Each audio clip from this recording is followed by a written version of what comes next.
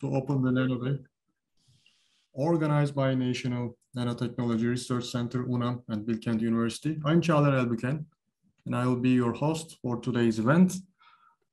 It is the 8th NanoDay event, and I'm very glad to see that we have now over 50 attendees joining us online. There's probably a good number of attendees also at UNAM conference room. And we are gradually recovering from the COVID restrictions. So this year we organized the hybrid event. And let me share the program with you one more time, so you have it available to you.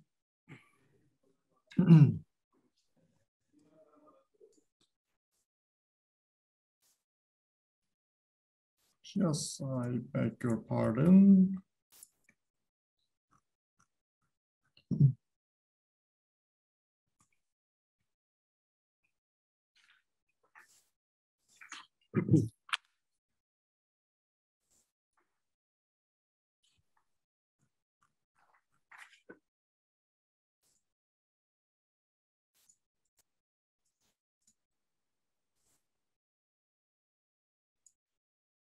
I think now you should have the program one more time.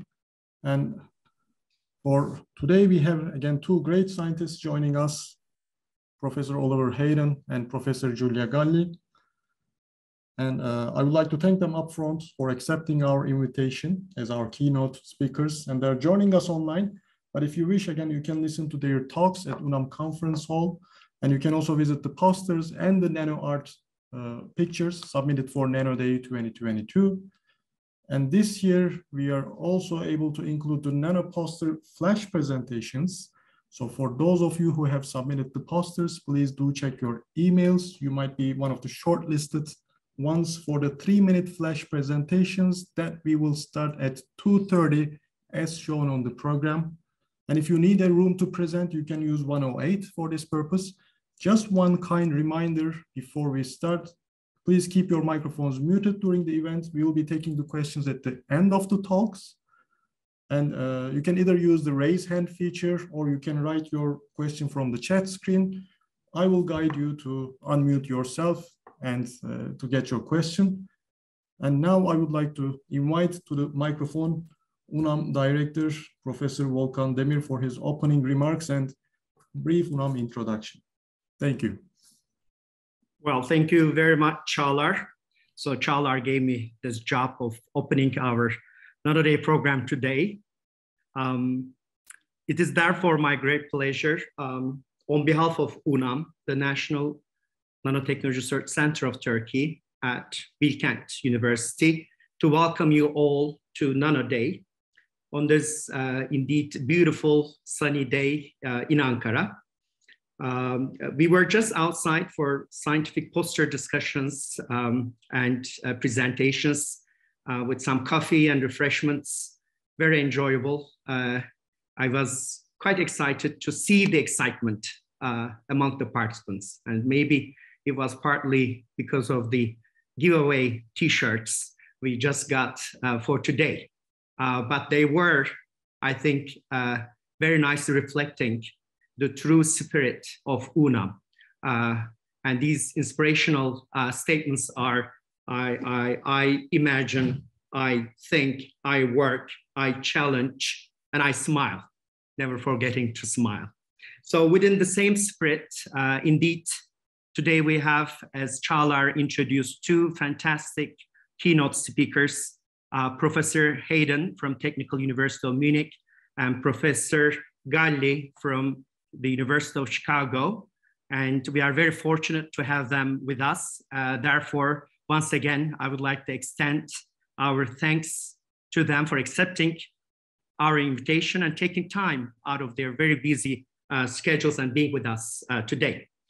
I'm also, as Çağlar pointed out, very happy to see a large number of participants here, both online and those I see in UNAM conference room currently. But the program is also, including lectures, are recorded, and I know being made available online, there will be also those viewing later. Indeed, there are many of those, I'll call them UNAM heroes behind the scenes who made this event possible. So I'd like to ask you to bear with me to mention their names very quickly, as I couldn't go mentioning and acknowledging their efforts. And I have to start with Çağlar Elbüken, the chair of the committee, actually from Europe, effortlessly put all his time to get this event working.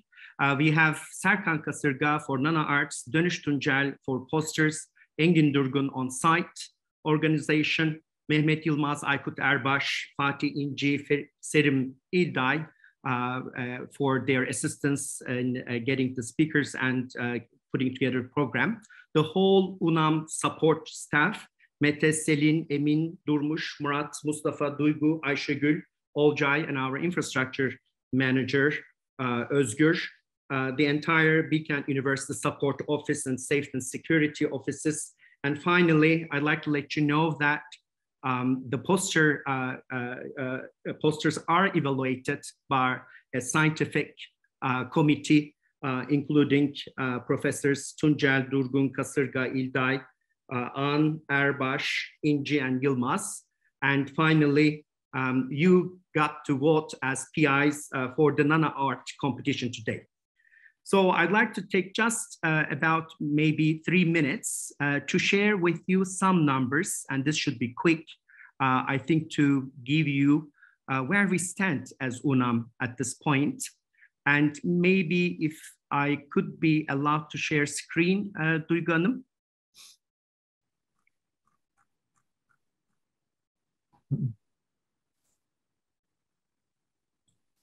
Sorry, Hocam, I missed it. We had a phone call. Sorry about that. Could you please repeat it? Could you please make me maybe a co-host so that I can share so the screen sorry. very quickly? I'm so sorry. No worries. No worries. Thank you.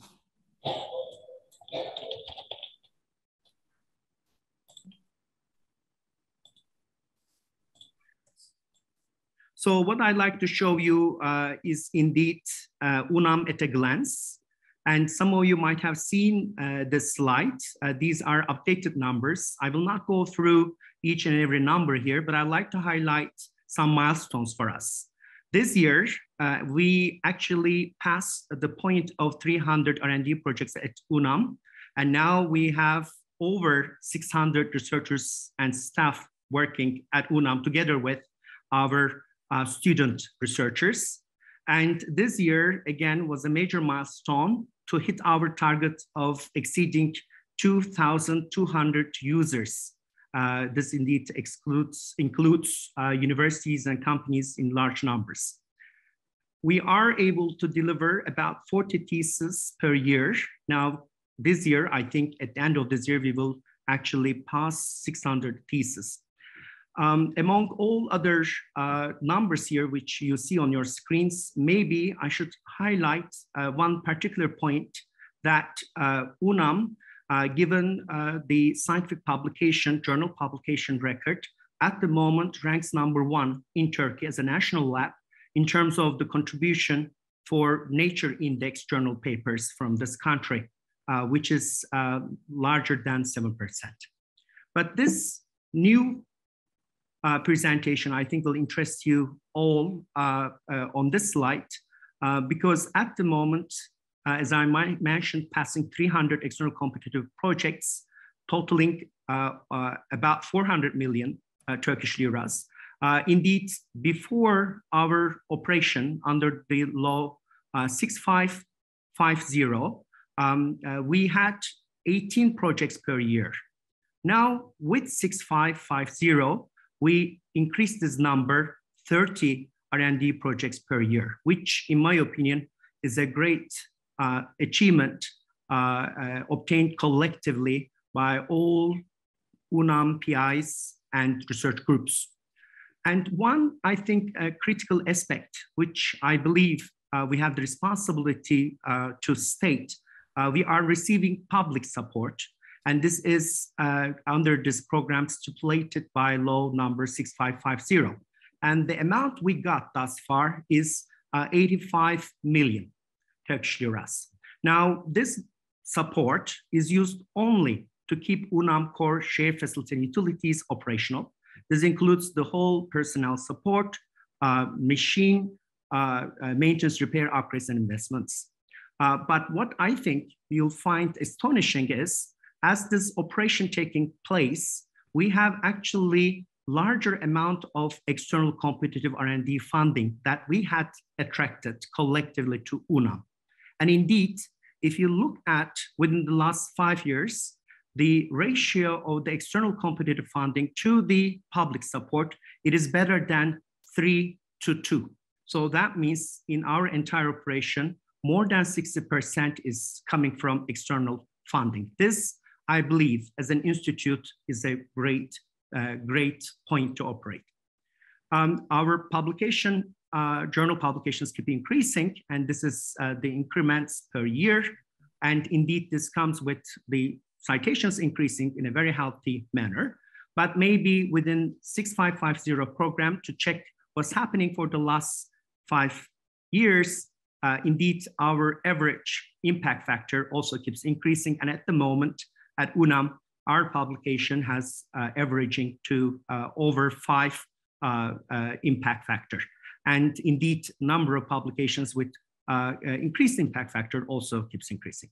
This brings me to the very end, just to say, I believe these programs like this indeed connect people, while they also connect peaks of excellence, such as UNAM and University of Munich and University of Chicago, as we will have in the program today. With that, I would like to thank you very much, and let's enjoy our talks ahead. Thank you. Thank you, Volkan Hocam. And Professor Hayden, you have the co-hostship, so you can, I guess, start sharing your screen. And please let me briefly introduce you all our first keynote speaker. Professor Oliver Hayden is the Heinz Nixdorf Chair for Biomedical Electronics at Technical University of Munich since 2017. He studied biochemistry at the University of Vienna and completed his doctorate degree in 1999. After holding a postdoctoral position at Harvard University and completing his postdoctoral teaching qualification in analytical chemistry at the University of Vienna, he joined the IBM Research Laboratory in Zurich in 2005. Professor Hayden has been working on organic electronic techniques for medical imaging and in vitro diagnosis of blood cells at Siemens Corporate Technology and Siemens Healthcare. He is the recipient of the 2017 European Inventor Award, the 2016 Innovation Award of Association for Sensors and Measurement, as well as the Siemens NTF Award for Medical Imaging Patents. His research aims at the development of innovative ways of using in vitro techniques for diagnostic and biomedical purposes. He conducts interdisciplinary research towards current scientific challenges and draws on the fields of electronics, optics, microfluidics, and material sciences.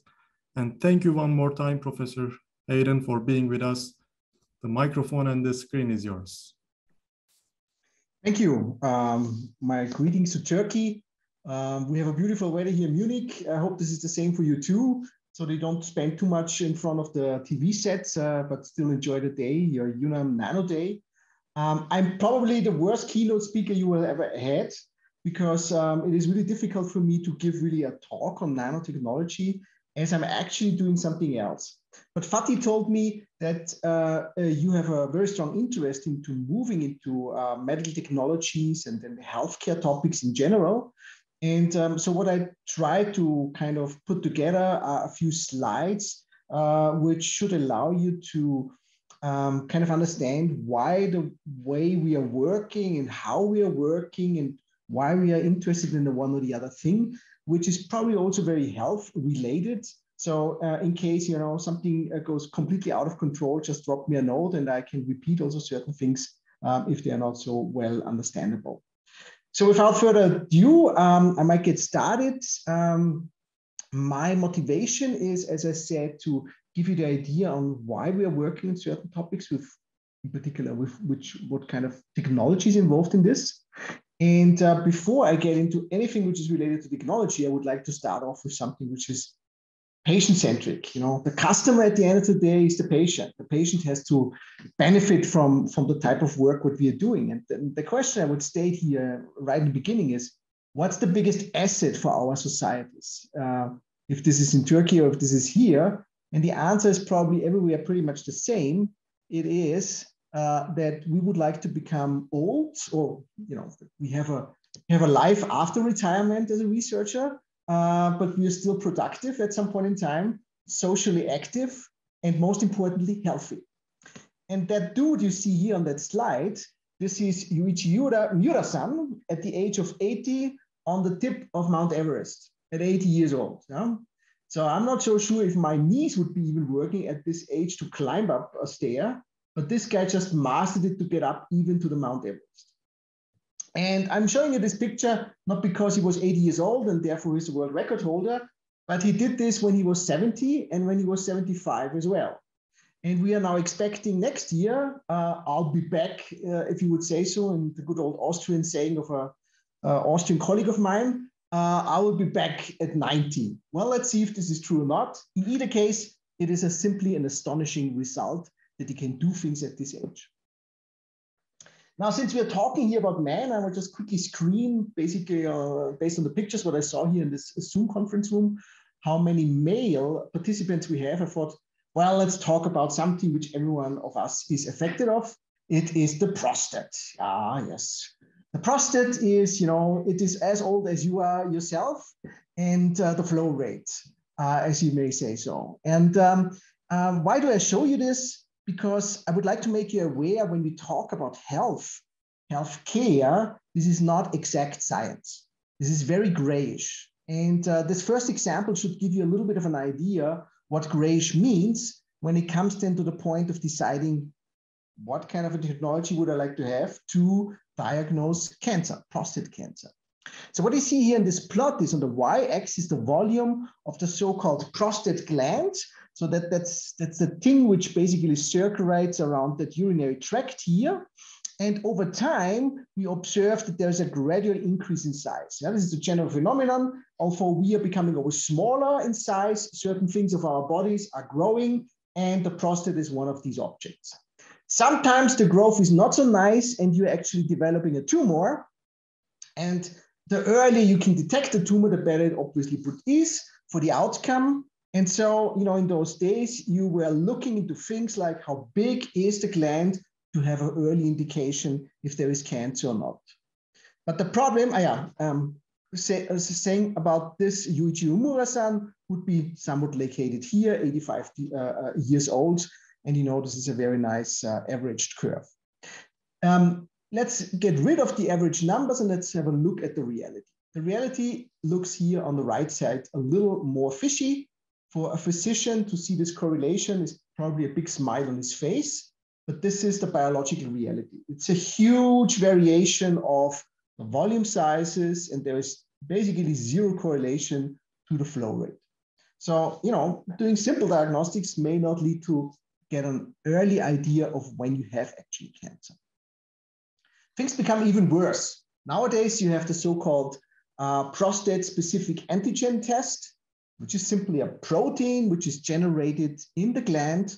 And when this protein is somewhat detectable in the bloodstream, it just tells you that something was growing, unfortunately, into the wrong direction, and that is somewhat related to cancer. At least this was the case 20 or so years ago, that people thought that with prostate-specific antigen, or the PSA value, one would have an ideal biomarker for detecting cancer. So do we have any correlation about size of the prostate versus the value of PSA in some concentration value? Well, doesn't look that great. But when you really have already symptoms, you end up in a clinical setting, then, well, you have some relatively good situation when we speak about prevalence. You're just surrounded now by old men having an issue with the prostate. And now you can use these concentration measurements to kind of determine if the prognosis is good or poor for the respective cancer you're developing. But actually what we would like to have is, not doing the tests in a clinical setting. We would like to have early stage diagnosis before you have any kind of a symptom. And so everyone is, of course, working on the field of prevention. Prostate screening, exercises, initiatives, all of those things we will also be probably in Turkey. But the outcome of all these initiatives is pretty shameful. I would even say useless. And one of the issues is here simply because we have not really the right biomarkers. And if you just have a look at the screen, this is data from the UK, from 1,000 men in the typical age where you might suffer from some prostate issue, and you're doing a pre-screening test, essentially a zero number of people will be saved due to the screening you have been performing and where you've spent a huge amount of money of doing this. So what's the question? Why do I then give you a talk about MedTech if I already state that it is a little bit difficult to do the right diagnostics for the right questions you might have? Well, one of those things, and it's now different dimensions to look at it, is that we need to consider what is actually cancer. Is cancer something which is always something which we need to treat? Or do we need to think about different values or thresholds or combination of biomarkers to appreciate the fact that Mother Nature was not planning us to become that old, and anything what we see here now in the older age is essentially the result of decades of aggregated mistakes and signaling which doesn't work anymore, which then leads to cancer. Now, when cancer, and this is the size of the cancer on the y-axis versus the time, grows fast, and we have here kind of a broken line where things have become symptomatic, it's kind of obvious that you need to do treatment, right? That's pretty obvious. But in reality, and prostate is a very nice example of this, is that cancer is not growing that fast. And even when it becomes symptomatic, the question is, do you need treatment?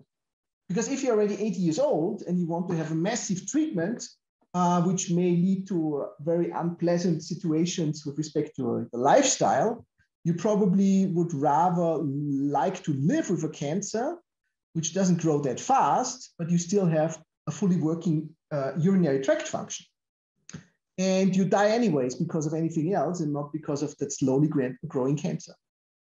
And that's exactly the point where we have this situation that we are developing a lot of technologies, super sensitive and sophisticated. But actually, this only leads to overdiagnosis. And the actual question we have to answer, how to treat the people, is not answered by the respective diagnostic tools, what we are developing as an engineer.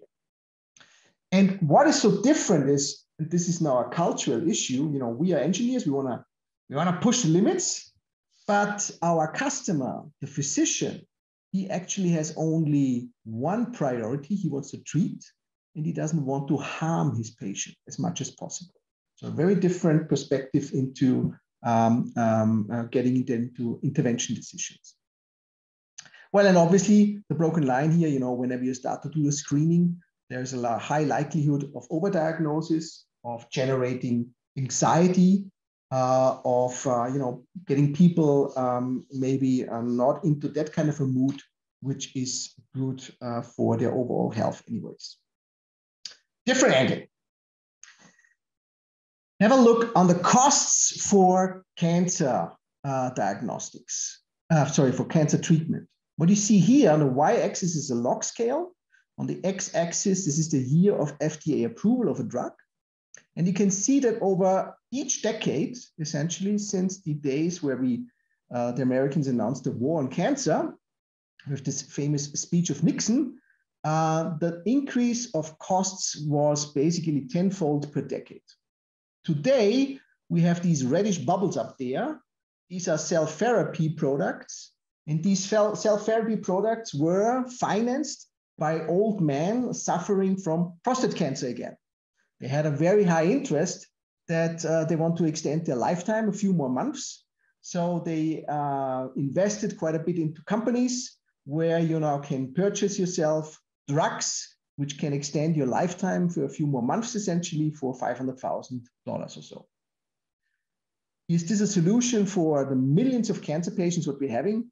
Most likely not. To give you an even more extreme value, that yellow button up here is something which is now the most expensive drug. It's around $2 million US. It's a gene therapy product against spinal muscular atrophy. And that gives you, the situation what we are facing, that on the one hand side, we have huge amounts of cancer patients. on the other hand side, we talk about personalization, but the therapy is something no one can afford anymore. And it's completely useless, this kind of a trend. Now, cancer is only one of that storytellings. The same is also true for other non-communicable diseases, as we call it. You know, something which is not necessarily related to infectious diseases, which unfortunately affected us for the past 2 years. And I do see quite a bit of masks in the auditorium hanging around. Is it now cardiovascular diseases, respiratory diseases, diabetes? You know, when you are aging, these numbers go high with respect to mortality, with costs, and so on and so forth. And we need to do something, and prevention is obviously the way to go. But as you have seen it, prevention is not an easy task. And this can be really quantified just on the case, for example, on prostate cancer. Now, does this situation change when we spend more money into, you know, doing things? What you see here is in the y-axis, the life expectancy of males and females versus the total health spending per person for the year 2010. The bubble size refers to populations of a certain country, the heat map to the continent. And I just pinpointed out here a few countries to just give you one interesting observation that, you know, in a certain region, it's kind of obvious, the more money you spend, the more you generate life expectancy. But then when you have a threshold just around 80 years or so, there is kind of a resistant line. And this is resistant line is simply, you know, you can put as much money into the healthcare system, but you're not gaining a lot anymore. And what does this mean now with most recent data? Sorry, I put in Turkey. So Turkey would be somewhere around here, right? And this is data now from 2016, showing you for these 4 specific countries, life expectancy for the males and females, and the respective healthcare spending in US dollars per person. There are orders of magnitudes in between. Now, let's do one exercise. Let's take out the males and just have a look at the females. Do you see here a major difference? Although we spend here orders of magnitudes more money than from Vietnam going to the US. I know everyone knows the US is an obscene example, but is there so much of a difference? No, it's not. And the reason is for that because our healthcare spending is very clinic-centric. Means, you know, you're old, you're getting your symptoms, you go to the clinic, they try to fix you, and they try to get, you know, the last few days of your life on planet Earth out of you. But is this really the big value we are generating for societies where we are not even capable anymore to cover the costs for these obnoxious prices of cancer drugs, for example? Food for thought, just to think about, well, when we have a situation like this, how is our answer as an engineer to provide the respective technologies to support this kind of a setting? One of the things is we can think about the immune system. In COVID days, we learned, you know, the immune system is super duper important. Either it is too much of immune system activity leading to septic situations, people pass away, or we have too low immune system activity and, you know, the virus is taking over and you're doomed. And who was the most vulnerable group? Old people beyond 60. And that's exactly what we also observe for all other non-communicable diseases. And that is very much related to the strength of your immune response. Now we could say, well, let's measure it, right? Let's do this measurement. And this is a very beautiful result, what you see here. On the right-hand side, you see here now on the x-axis, the age of the donors, where we have been testing immune strength with respect to concentration of certain cell types. On the left plot, you see the CD4 T cells. Those are the typical cells, the T helper cells, which you probably know from HIV patients. They are probably not so important, but on the right-hand side, there's something important. These are the so-called CD8 T killer cells, lymphocytes, which actively kill, for example, cancer or infected cells, and so on and so forth. And what you see is there is a significant difference between the concentration when you're where you're young in the 20s, or if you're an old fellow, you see that the concentration is much lower. This is a direct evidence that your immune response is not that good anymore because you have less of these cells to directly defeat infections or cancer and so on and so forth. Now, is this relevant information? Some of you may say so. You know, now we can quantify what the immune system is doing, but for the clinical reality, it's completely irrelevant. It's just a learning that what we anyways know, that old people have a lesser strength of the immune system. It's a nice to have information. Biomarker information with clinical impact are biomarkers which are source of information which allows you to have actionable results. Prognostic, predictive, because I, as a physician, I want to do something. I just don't want to learn about overall status where I don't have a therapy against a certain disease, but I want to do something with my patients. So another dimension to just give you the idea that just because you can measure something doesn't necessarily mean that this is of any relevance for real world applications. So having said this, we have now a depressive start for this keynote talk. We learned now that life is dangerous. So carpe diem, yeah, seize whatever you have nowadays, and probably today after the nano day. Aging is inevitable. You might have seen this already in the picture of myself in that poster. Yeah, I looked a little bit younger, now I'm a little older and fatter. But would you really would like to become 200 years of age? Yeah? Is this really a goal, what we're having? We learned that prevention is difficult, but you know, prevention is a matter of lifestyle. Would you change your lifestyle because I just tell you may get 1 year older because you eat less and drink more alcohol, less alcohol, more smoking, or the other way around, or whatever? We have seen that prevalence is a challenge from economics perspective, as well as for early diagnosis or for things like personalized therapy. More money doesn't necessarily mean more health. That's pretty obvious from the data. And the one thing which is always for sure, females do much better than men. No discussion about that. This is in the general life, also the experience what we have when we get married. So what can we do then? Despite all of these issues, what we are facing, do we have a chance to kind of reproduce that success story of your Giulia Galli, you know, climbing up the Mount Everest and doing all of these cool things, being productive, being socially active, being just, you know, super energetic in that lifetime where you're mobile, where you can do something. And this brings me now to the actual agenda of my talk. And I would like to bring in now a little bit of that flavor of, you know, where's the freaking nano in my talk, so that there's a good match to your institution, and how we actually plan to do medtech, and in particular in vitro diagnostics and in vivo diagnostics, because this is the core topics I have. And I show you a little bit about my learning, coming more from the industry side and now trying to have my first steps back in academia. What are the key requirements to perform this transdisciplinary translation and research, all these buzzwords which pop up for the past years? And then I will end up with a use case of the chair on one application, which is truly related to nano applications, but taking basic nanoscience and apply it into workflows so that you generate solutions for diagnostic questions a physician has. Now I'm starting off again with what? With prostate, obviously. So, you know, one of the things what you would like to do is to defeat prostate, in particular when it comes into the point of metastasis.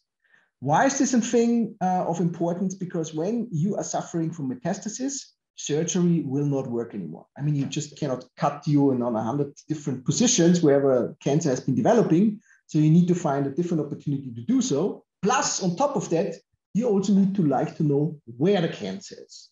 And prostate cancer, or in other words, a prostate cell must not only be in the prostate, it can be anywhere when it does metastasis, because then it loses its feeling for the neighborhood and just goes anywhere, wherever it wants. And one of the very most beautiful nanotech applications, what I can actually think of, is the theranostic approach to target prostate cancer with something which is related to radiopharmaceuticals. That means you're using different type of isotopes, sitting essentially on an antibody, and that antibody is targeting a specific cancer cell with high precision, high specificity, and by just switching from the type of an isotope on the same structure what you have here. In the one case, it's a gamma emitter, and in the other case, it's a beta emitter. You basically can tune where the energy of that isotope will be spread. Does it go out of the body so I can do imaging? Or does it stay within the body and only absorption is being absorbed to kill the cancer cell? That's theranostics. Same concept, same methodology. You just change one component, and then you can do both diagnostics and you can do therapy. How does this look like? So in a prostate cancer case, we have the following situation. The prostate cancer cell, which likes to metastasize, it has some very specific proteins on the cell surface called PSMA, or prostate-specific membrane antigen. It's kind of an enzyme. We don't even know what it's actually good for, but it sits on the surface. And by chance, we have identified an antibody which likes to bind to this structure. And we also have nice chemistry to build this structure, what I just showed in the slide before, basically placing a radiopharmaceutical component, an isotope on this antibody. And now we're just looking where are these cells actually located. And to show you now one patient use case, and this is now data from our campus here. What do you see? And this is the beauty, of course, of medical imaging. You see here on the very left side, the starting condition. This unfortunate man in 2014 received the PET imaging. This is a positron emission tomography, medical imaging a modality which allows you to get functional information. And that functional information was provided by using a certain isotope, which is a gamma emitter. And the gamma emitter was everywhere placed where there was a prostate cell. So, you know, the prostate is actually down here, but from all the contrast you can see here, this is all metastasis. Prostate was everywhere. And you could identify this with that one simple antibody what you had, right? So what you now do is, when you know where the cancer is, you switch now to a different isotope, and then you repeat a few therapy cycles. And then this is how it looked like a half a year later. So in 2015, the same patient, no metastasis. There is contrast from, you know, the kidney and a little bit from the liver and the bladder, but this is just the background effect, because this is where radiopharmaceuticals get aggregated in some sense. And now what's going to happen is, you know, this person had a life expectancy of just a few months at the very best. And now what we can do is we can always switch back and forth between imaging, checking, is there again prostate somewhere in your body, and then switching the radiopharmaceutical into therapy, and then kill the cell. Go back again to diagnostic and checking again how good was the therapy working. And I'm circling here a certain area where we see that, you know, there was always a little bit of a growth of cancer. But over the course of years, up to 2020, we were able to stabilize this patient by this one little simple trick. Okay, lifetime expectancy of just a few weeks left, increasing the lifetime expectancy of more than 5 years. The patient finally died in 2020. But the one thing what's so beautiful about this case example is this was an old person. He did not suffer. He did not have too many side effects. He could just have a productive, a socially active lifestyle, because we had the right answer for a very, very severe disease. So there was another success story behind this. You know, TOM was involved in this, in human studies, clinical trials, and so on and so forth.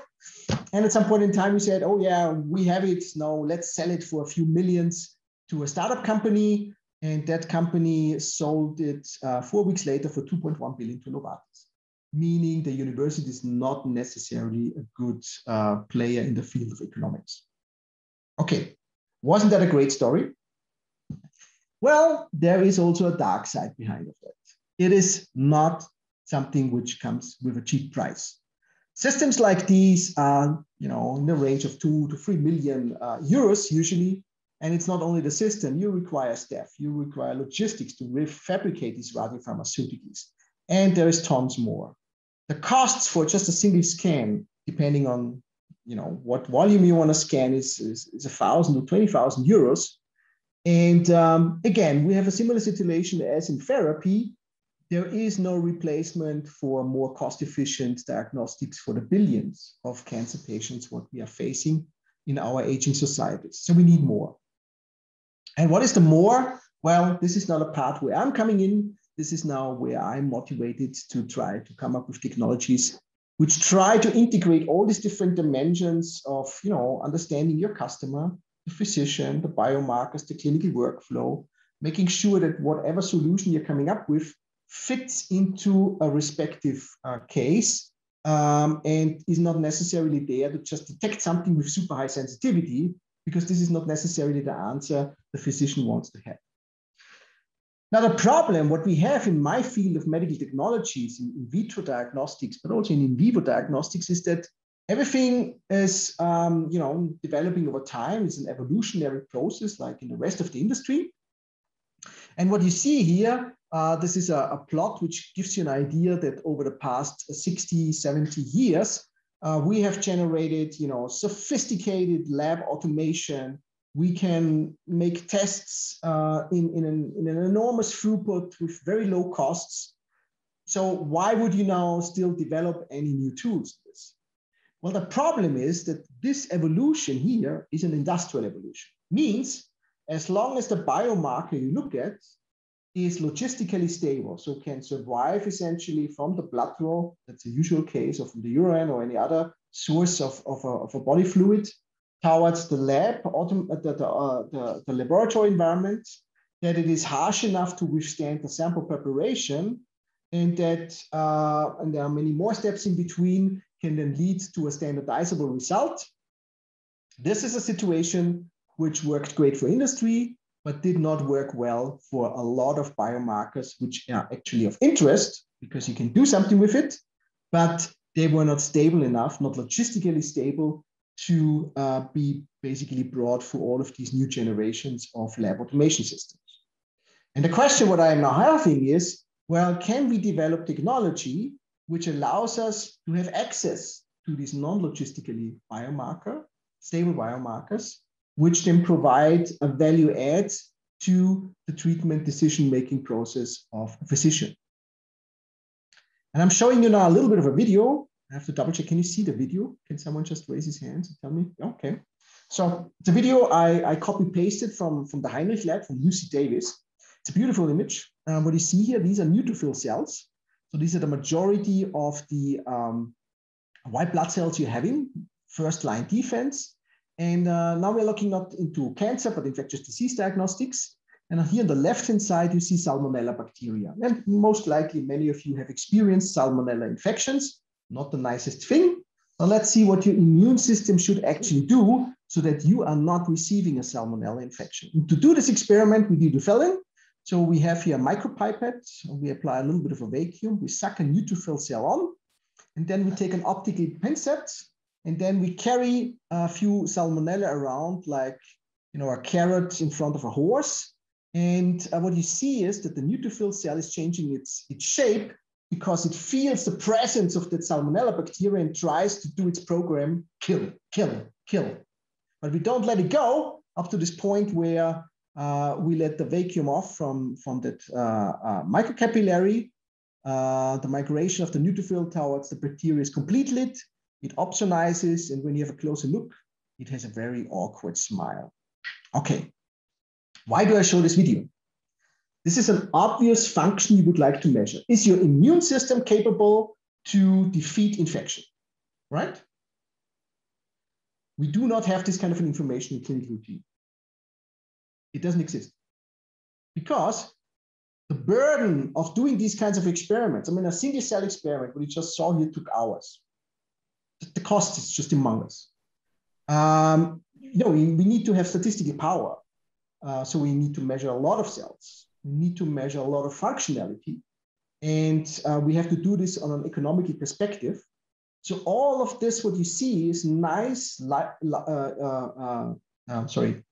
nice basic research to, disclose a mechanism, to do the one or the other thing, but it's definitely not the way to go to do translation. Because here, Other things are much more important. To do now this translation, I'm sitting here now at a campus of a university hospital as an engineering chair. This is this orange building here on that map here.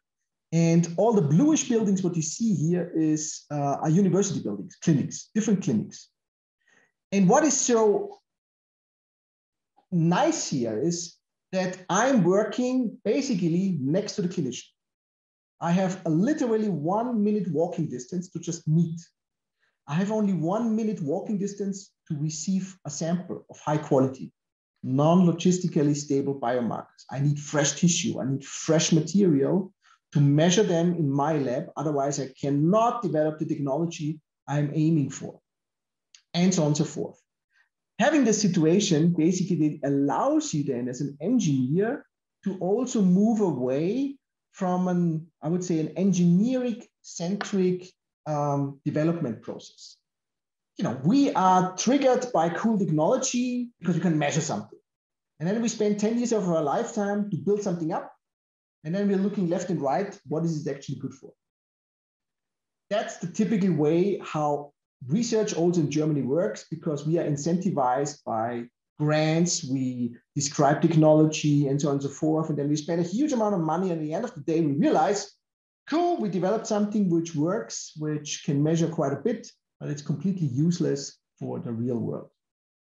But when you're at this site here, when you're surrounded by your customers, I'm sorry, I'm not talking about project partners, I really talk about customers because I'm coming from the industry field, and you start to talk, the same language, that you appreciate that you have to understand certain methodologies there, and you integrate this in your own research work, and you talk about transdisciplinary research. And transdisciplinary research, in principle, has a much higher chance of an effective outcome of the type of technology what you're working on.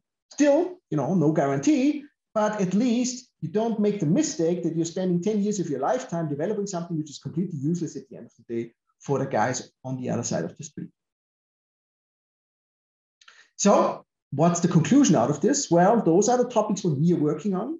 We are working a lot on cells, on cell function, because this is the biggest burden that we currently have. We don't have this functional information in clinical routine, and we do this in an in vitro environment, and we have now also our first projects in vivo. Very much looking forward into this. And I'm not going for the sake of time into the details, but I just show you a few videos to give you an idea what technology platforms we are having, but we don't develop them by ourselves. We develop them next to the software engineer, next to the physician. We're developing them next to maybe an industry partner who supplies us, supports us, tells us what is feasible, what you can easily scale, what is feasible to get it through the regulatory process, where it is feasible to get it through ethics commission, and so on and so forth. All of these things matter quite a bit for the type of work what we're doing. And what I'm showing you today in more detail is this example. It is a magnetic flow cytometer system, a non-optical system, which is based on nano components. So it's kind of close to the focus of your own institution. And anything else was just a glimpse of giving you an idea what we're doing. So what's the basic source of information? The basic source of information is blood. Was, is, and also will be in the future, because here we have a situation that blood provides us systemic information about what's going on in the body. It's minimally invasive. You know, draw a tube like this, doesn't really suck you out, so you're still alive. Looks maybe different for a mouse or for even a newborn, but in the general, you know, it's accessible, it's economically, it carries systemic information, and we can do quite a bit out of it. And why is blood also so interesting? And I just would like to showcase here this for the cell statistics of a 70-kilo human being. 90% of the cells of your body are actually blood cells. This only pans out when the blood cells are much smaller, but they need to be because they have to circulate also. Whereas your tissue cells are much bigger and they're not so dominating. But just to give you the idea, 90% of the cells of yourself circulating, this is a huge surface to volume ratio, not just from a physical, from a phenomenological perspective. So there is a lot you can potentially pick up. And that's exactly what we try to do we try to find opportunities to pick cell function information from this huge range of concentration that we have. If I look at this, this is a logarithmic scale from 10 to minus to 10 to 7 cells per microliter of blood. And, oops, sorry. And you have here all kinds of areas where you find different types of cells and different types of concentrations. So you just compare this with electrical engineering, yeah? Have a current amplifier which works over 1, 2, 3, 4, 5, 6, 7, 8 orders of magnitude, doesn't exist, yeah? Difficult to make. But that's exactly the difficulty what you have in a real world application. You want to have information about the red blood cells, would be just standard type of diagnostics, which is a super high concentration. But at the same time, you would like to have also interesting information about circulating stem cells or something like this, which is 6 orders of magnitudes less. On top of that, just talking about concentration, you know, there's much more information out there. Cell function means this is the morphology change, what we have been looking at in this video. It's maybe about the age of the cells. Is an old cell still capable of doing the one or the other function and other things? And then there's a whole set of new biomarkers with probably even much lower concentration, where sensitivity is important, but only with the respect to the clinical questions you want to answer, and more and more and more. And that gives you the play of fora. So this is my soccer field where I can play and try to beat the issues of that grayish science of health. Now, for cell function analysis, there is one methodology. This is the gold standard, and this is called flow cytometry. Flow cytometry is a methodology which is now out there for more than 70 years. And nowadays, when you do very deep analysis, you combine this with fluorescence labeling. The labeling specifically addresses certain proteins on the cell surface, and then you can very deeply subtype the different type of immune cells, for example, you're having. And that is a very sophisticated technology. And anything which is sophisticated is, again, something which you don't find in clinical routine. This is only for very few cases, the matter of choice. For example, if you develop leukemia, you want to know what type of leukemia you're having. This is where very complex systems like these are being applied. But for the billions of other people, this is simply not accessible because it's too expensive. And this was not a question. Well, can you provide functional cell information, but don't want to spend a few €100,000 for an optical system? Do you have an opportunity to standardize this workflow by taking the blood sample and do no more manipulation, but just put it into a cartridge, and then the rest is just performed by a click on a button? Can you do this in a meaningful time frame so that you are providing relevant clinical information to the acting physician so that he can use this diagnostic information to design his intervention, and many more of these questions. And the project which I show you now is basically the result of a co-creational process with clinical partners. And it tried to combine the gold standard in cell separation nowadays. This is immunomagnetic cell separation. So you have an antibody, there's a small nanomagnet on it, antibodies bind to a cell, you have a magnet on the side, and you can pull out all the cells of interest, essentially. And this is at the same time our labeling step. And the second technology, what we're using here is GMR sensing, giant magnetoresistance sensing. So basically spin valve technology, which has been developed for hard drive read heads in the past. And we basically adopted it for our needs so that we can do biosensing with this team. And how do we do this? Well, the technology usually always works, but the problem is how to do the freaking and very variable working reagents to develop then an assay on top of it. How do you do this? But equally important, but often overlooked in our communities, is the workflow. The workflow needs to be integratable.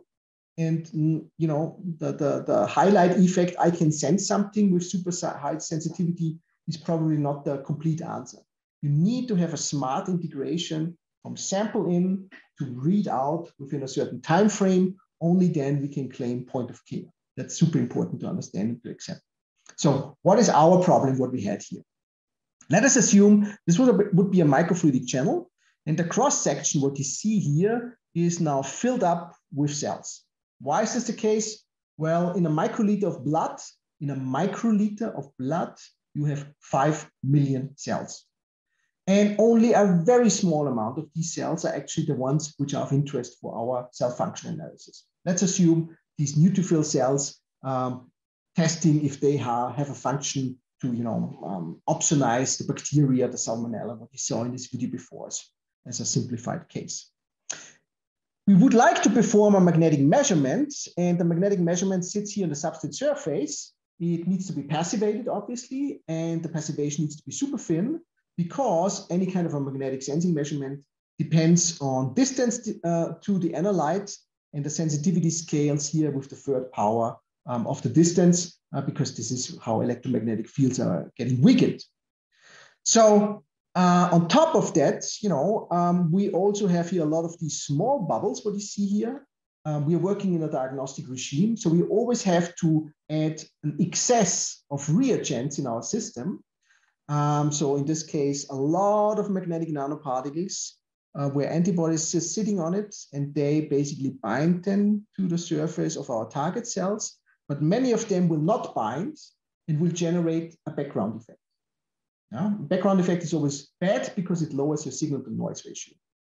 So from a stochastic situation, as we start here, we need to get to another situation, to a deterministic way of detecting each and every freaking cell which is here around, having no issues by this complex background of 99.99% of the cells flowing by is just background effect. Plus, we have an additional background effect of the reagents we had to add because we had to label the cells with a high concentration of these magnetic nanoparticles sitting on the antibodies. The solution of this problem, and to make it also cost efficient for reader design, looked like this. The GMR sensors, which we are using, it's a very sensitive magnetic sensor device, but we tailored our devices in such a way that we can only measure magnetic fields in plane. Any kind of an out-plane magnetic field is invisible for us. And because of this device design, we have now this beautiful situation that we can place a simple, few cent permanent magnet, a neodymium magnet, centered just underneath of the GMR sensors. And keep in mind, the GMR sensors pick up a microtesla of signal, and a permanent magnet like this has more than 100 millitesla. And still, we don't want to saturate the situation so that we still have sensitivity to pick up signals from our cells. So why is this working? Because in the very center, this permanent magnet, the field line, the magnetic fields lines basically almost perfectly vertically get out of the magnet. It's like a quasi-Helmholtz condition, the physicists would say. And that means we do not get saturated when we have an external field here, a strong one, which is important because we want to drag down the stochastically distributed cells onto the substrate surface to a distance 0, where we have the highest signal to noise ratio when we pick up the signals from the individual cells. The other thing which we have now in this situation is that we have now two forces which we can control: a magnetic retardation force and a microfluidic drag force. And when we control this, we have a perfect idea to how to bring the cells to rolling behavior. And when they roll, they basically present continuously their surface to our highly sensitive sensors sitting here on the substrate surface, and then we can pick up with a high signal to noise ratio, standardizable, the labeling on our target cells. So this was only one dimension in Z. What about in X and Y? For this, we have a look on the lower image, the schematic. So we only want to have a few sensors. We don't want to have a super high complexity, but we want to have just a few sensors. You reduce the complexity of the sensing and so on and so forth. How can we make sure that all the cells which have now been dragged to the surface with our external field are arranged in such a way that we have like pearls on a chain, so that the cells basically fly by in just perfect order? And for this, We integrate here some magnetophoretic elements. These are iron-nickel elements, essentially. And this chevron pattern leads to a localized enhancement of magnetic fields. And in this way, we play kind of flipper with the cells. They see these magnetic fields and they follow them to the center position, and then they fly over the sensors with a single micrometer precision. This is what we can do. At the same time, the objects which generate our background effect, the magnetic nanoparticles, the excess of magnetic nanoparticles, are filtered out.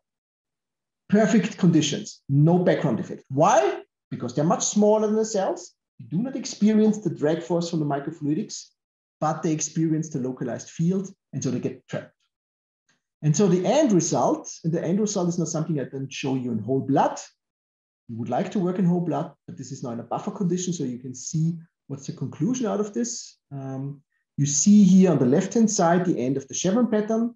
This is the center position, which is up here. And down here, you have the GMR sensors in the Wheatstone bridge. And we want that the cells are passing in a perfectly standardizable rolling behavior over the GMR sensor.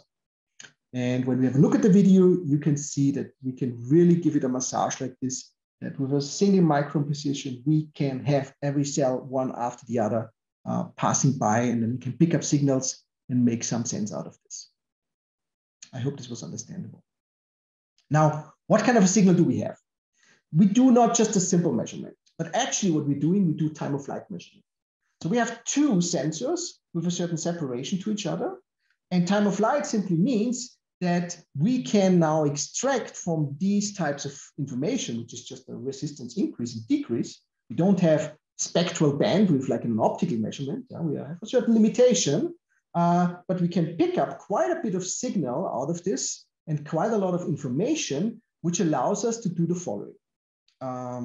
So when we have it in blood or not in blood, signal to noise ratio is the same. There's not much of a difference. But what kind of information can we get out of it? This is not the beauty of it. So we do not want to copy paste with the big machines for millions of euros, because we are looking only for the one or the other biomarker on a target cell. This is a point of care application. You want to just detect a biomarker of interest where you exactly know what you're looking forward to. And let us assume these were now the rolling cells. These are the sensors. There's a permanent magnet here in the very back.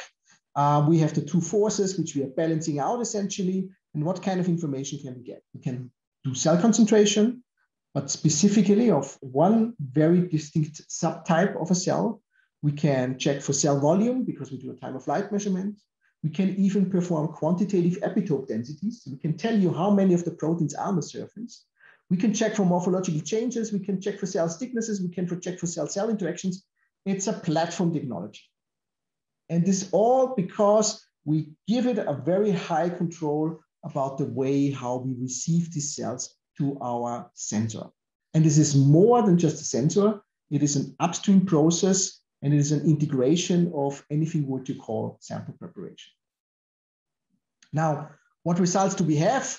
I think this is not so super important, but just to give you the perspective of what type of information you can expect, you can see the different type of cells move with different velocities, which means there's different stickiness. We can map out the numbers of nanoparticles per cell. That's pretty cool. We can even get ideas about the morphology of the cells passing by. And the only caveat what we're having, this is this x-axis, what you see here, the time to a result is definitely not point of care. That's the caveat what we currently have. We're good in technology, but we really suck when it comes to assays. But this is a problem? No, because I'm now in an environment where people are developing assays. Clinicians are there, life scientists. They can help us to integrate all of these different disciplines to get to a workflow which makes sense for a clinical application. That's a first prototype of a cartridge, what we're having. And as you can see, it's very reddish because we really do these measurements in whole blood. This is not a joke. We do single cell analysis, functional cell analysis, whole blood. And you see here a miniaturized piece of package. So sorry, this is the silicon die. It's an open window, and this is the package material around it. And now the big question I always say to the students, now guess what is the most expensive part of all of that, what you see here? And obviously everyone is pinpointing to the electronics here. And I can tell you, this is the cheapest piece of it. People always underestimate how extremely cost efficient electronics is. And then electronics always wins. And the plastic is the most expensive part of such a prototype cartridge, what you have here. To give you an idea that, you know, playing with these functionalities also leads to surprising results when you even work with industry partners. That is an example for the package, what we're looking at. So this is the open window where the GMR sensors are there. This is basically the flow area where the cells are flowing over the package material, getting to the silicon die, and then flowing out again. And what you see here on this black material, this packaging material, you see here these kind of lines. These are mechanical barriers, and they have pretty much the same function as our our magnetophoretic function, which I just showed you before. And this is really like, again, playing flipper. You just guide the cells where you would like to have this. And why do you do this? You know, because there's always a little bit of a jitter, a little bit of an offset in fabrication. You always have to compensate also for the limitations of how the industry can actually scale up processes. And that is one of the opportunities which we identified. And so we actually have now a functional package. So we integrate functions to guide and channel the cells as you would like to have it on something which is mass producible, and you know what you produce on 100 million scale every day around the globe. And now the reader. One of the things what people always are forgetting is down the road, readers need to be super low cost. And you don't want to have a reader with a lot of actuators inside. Actuators means maintenance, servicing, and so on and so forth. The reason why we picked magnetic sensing also as our working principle was because we identified that there is a certain cost structure which clinicians are accepting to pay for. At the same time, they don't want to have, you know, troubleshooting every once in a while, but things need to work stable in the respective environment where they are. So doing the magnetic sensing, getting rid of all of the actuators, which are usually required for doing this very sophisticated fluorescence detection, which needs to, you know, aligning, focus, and X, Y, and Z, and so on and so forth, led to these small systems. And this is just a prototype what we are having. And this allows us now to think about workflows like these, which is now at the end of the day where the clinicians comes in. When we have the right biomarker, we do a blood draw. At the side of the blood draw, we can place the syringe with the blood sample into the cartridge, put it into the reader, press play, and you get a result out. Beauty is we work with magnetic forces, and at the same time, when you record all of these labeled cells, we can also sort them out at the same time in the same cartridge. So you just have to pipette them out and then take it to another diagnostic step, for example, molecular diagnostics, to further do analysis. Last, an upset potential. What works with a cell may also work in different flavors. And one of the things what we are currently looking at is, well, when we have such a perfect rolling, how good are you with respect to sensitivity? Yes, this is not now clinically driven. This is not the engineer who would like to see where the limits of the technology. I mean, how many interactions, biological interactions, do you need to have to still pick up a specific signal? And this is now an ongoing research work what we are doing, where a lot of disciplines, surface chemistry, doing the reagents, working in these complex environments and so forth, comes all together to see if we can do much more than just cells. Maybe we can do exosomes, maybe we can do proteins, maybe we can do DNA, whatever biomarker class it is, but the readout system is always the same. And with all that being said, thank you for your time. I will finish off with the voice of a customer, of a trauma surgeon. And he says, you know, Ollie, when we are working in the operation room, we are like this mountaineer here. This mountaineer here is walking on a ridge, and you know, you can see a lot, but seeing a lot doesn't mean that you do the right path. The right path is for young patients always broad. You know, if I choose a therapy and I go a little bit left or a little bit right, I don't care. I'm gonna fix him. But when the people get older, what you saw before, when you have comorbidities, when you have more complications to be expected, you need more information to choose the right therapy. But you have to do this economically. This is our goal of personalized therapy. And with all that, thank you for your time. Thank you very much, Professor Hayden, for this great talk that I think combines science, engineering, clinics.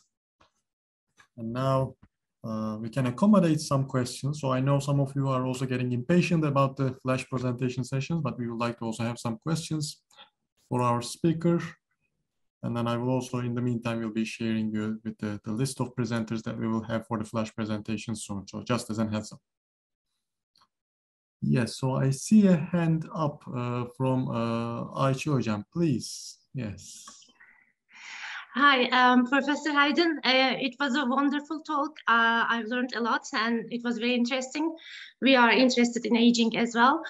I was wondering, for the neurodegenerative diseases, the biomarkers are hard to find in the blood, and blood is the easiest, but I'm wondering if you have any studies on neurodegenerative diseases biomarkers to be found in the blood instead of cerebrospinal fluid, and because you have combined PET imaging as well, and PET imaging also works for Alzheimer's. So I was wondering if you have any studies on that.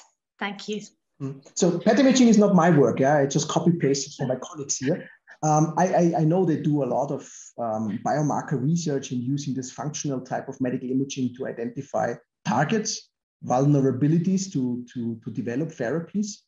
But you know, I'm a small engineer. I don't like to take biomarker risks. It's an important message. If you start off with a technology development and you have not even a clue if this biomarker has any kind of clinical relevance, you're taking a lot of risks. And until biomarkers get clinically accepted in a broad sense, requires more than just a Nature and the Science paper. These are we call them in Germany the Revolverblätter, the hot gun papers. Things have to come up in clinical papers, Lancet, New England Journal of Medicine, and not once, but a few more times until there's a certain acceptance level. And only then I actually come up and say, this is now a biomarker, which is now starting to become interesting for me, because now the clinician also has an idea how he wants to integrate this biomarker in his clinical workflow. And only with this information, I can actually work on the right technology. Mm-hmm. Thank you. Yes, and I'm also trying to keep an eye on the number of participants. So at some point I've seen 155, so there's some fluctuation over there. But now we can get another question. Fatih Hocam. Yes, thank you so much, Professor Hayden, for this exciting and inspiring talk. And I would like to ask a quick question regarding, in addition to the facts type of the analysis, the surface markers, you also can analyze the shape of those material, which means this, let's say spherical or different shapes. Are you also interested in some shape deficiency of, blood cells, for instance, after the infection with malaria, or in any deficiencies of, red blood cells? Mm-hmm. This type of research, are you also interested in? Or have you had, tried as well without any markers, just in shape only? Yeah, so just looking into morphology, this is another project what we're doing where we are developing we call it a next generation hematology analyzer. And this is literally just an imaging flow cytometer system working in high throughput. Mm-hmm. And here we are looking also into shape, morphology, but we do not enforce to get information. So we don't do the biomechanics. Yeah. Actually, we do exactly the opposite. So the community is going in flow cytometry always into the direction of more throughput, mm-hmm. more information. Yeah. And I always keep telling to my students, no, we don't go into this direction. We do a slow hand, smoother. We duplicate as cells are flowing in your body. And why do we do this? Exactly. Because the shear forces, what we are talking here about, are completely different. And if you lower the shear forces up to this point that you replicate essentially the peripheral blood system, you recognize something, that the cells are talking to each other, cell-cell interaction. It's a massive effect. We just finished a COVID study, and we were looking into intensive care patients. Our first study after I moved to TU Munich, very proud of it. And there was one surprising element. first day, patients showed up in an ICU environment with COVID. We could tell who is becoming a massive complication or not. And I think we have one of the best prognostic biomarkers currently being even studied. And why could we study this one? Because we were looking into a very slow flow, very low shear. And what did we see under low shear conditions? We saw that platelets, so your smallest cells, which actually dare to provide a stop of bleeding, they also have something which is beyond the bleeding thing. They have also an immunological function. And what they show you is essentially small aggregates, like 2, 3, or 4 platelets talking to each other in a very specific manner. And patients who then developed massive complications had at day 1 typically more than 20% of all of their platelets were aggregates. Yeah. And if you would have done this with high throughput, you wouldn't have seen it. Yeah, definitely. Yeah. Thank you. Yes, and for the interest of time, let me just get one final question from Gürkan Hocam. Gürkan Yeşilöz. Hi, Dr. Hayden. It's for a bit of time we haven't met, but hopefully next week we will be talking in detail. I have quick questions, not taking too much time, hopefully. The first one is about the GMR sensor passivation. Did you characterize the thickness of that passivation? And at some point, do you need clean room fabrication, or how it makes cost efficient for mass production? Is it too important for the signal transduction, or? Yeah, super important. Blood is also a very aggressive environment. So you need to have passivation, pinhole free, which really works well. We actually started off with atomic layer deposition because we wanted to have it as thin as possible. And then we had a solution, and then we had an industry partner. One of these learnings, often as an academic, you don't really know what industry can do. And he said, we don't need this. We just do silicon nitride. And I said, really? You can do 100 nanometer silicon nitride and it's pinhole free? And he said, yep. And it was so. It's amazing. In academia, it is always like this, that we underestimate what the semiconductor industry can do. If I may, I add one last storytelling. When I was working at IBM, we went to a conference and someone was talking about silicon, silicide contacts to the CMOS structures, nickel silicide, the big topic of the days. And the head of physical sciences of IBM was sitting next to me, and he was just bending over, and he pulled his arm and said, Ollie, this was a keynote talk, right? We have this in our product since 5 years. This is one of the problems what we're having. The more money is in the game, the more it is difficult for us in academia, also in quasi-academia, where we want to work on translational projects, to actually really know what's already out there. And this is maybe the last credo. If you don't know where you can pull the different suppliers and the different disciplines and technologies together, you might miss effect, and you spend a lot of time into a detail which you believe is a big issue, but someone can solve it within a minute. Mm-hmm. Okay, thank you very much. And regarding this question, just a quick follow-up question. So regarding this passivation techniques and stuff, this is part of fabrication of the cost. But meantime, you mentioned that you are able to differentiate cell morphology change and the size. So with respect to these changes from the fabrication and optimization, how you can decouple morphology change of the size of cell change with respect to your signal differentiating? Mm-hmm. So this is all related to this time of flight measurement, essentially. If you have a certain pattern for a regularly shaped cell, you see this in the pattern of the signal and also in the time of flight. And if there's a deviation, you can actually see this. But this only works up to a certain level. I mean, we cannot match the microscopy image. This doesn't work. But actually, you can see quite a bit. And this was true in particular for the red blood cells, where it's easy to play around with osmotic pressures and getting them into different morphologies. And this is very easy to see.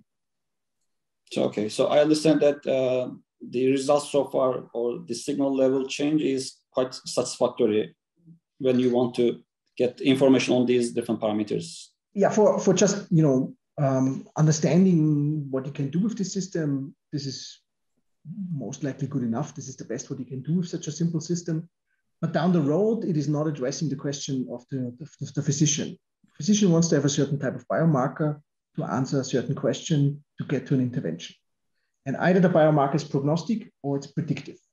This is then the goal, what we need to have, and the assays we have to integrate on this platform. This is where we are for the moment not really good at. Actually, we really suck. But the hope is, you know, with this new environment and the opportunity to work, you know, with very different groups coming from the life science and the clinical fields, we hopefully are able to solve this problem too. Okay, thank you very much for your great talk and inspiration. Thanks. Thank you. All right, thank you, Professor Hayden, for joining us and for sharing the results of probably over years that you have obtained with us. And there was, I think, so many take-home messages for us to take. And I would like to invite everybody to, again, join me thanking Professor Hayden. And thank you. We hope to have you also in Turkey and Ankara as well, and joining us. Of course, my pleasure. And we know it's also a tight schedule for you, so you have the lecture upcoming. So if you allow me, without further ado, I will briefly introduce you to our speakers, and then we will start with your speech. Absolutely. And in the meantime, yeah, in the program, we have also sacrificed the coffee break as well. So we have an audience of around 150 people dedicated for science here. So now our next speaker in the program is Professor Giulia Galli, and she is the Liu Family Professor of Electronic Structure and Simulations in Pritzker School of Molecular Engineering and the Department of Chemistry at the University of Chicago. She also holds a senior scientist position at Argonne National Laboratory, where she is a group leader and the director of the Midwest Integrated Center for Computational Materials.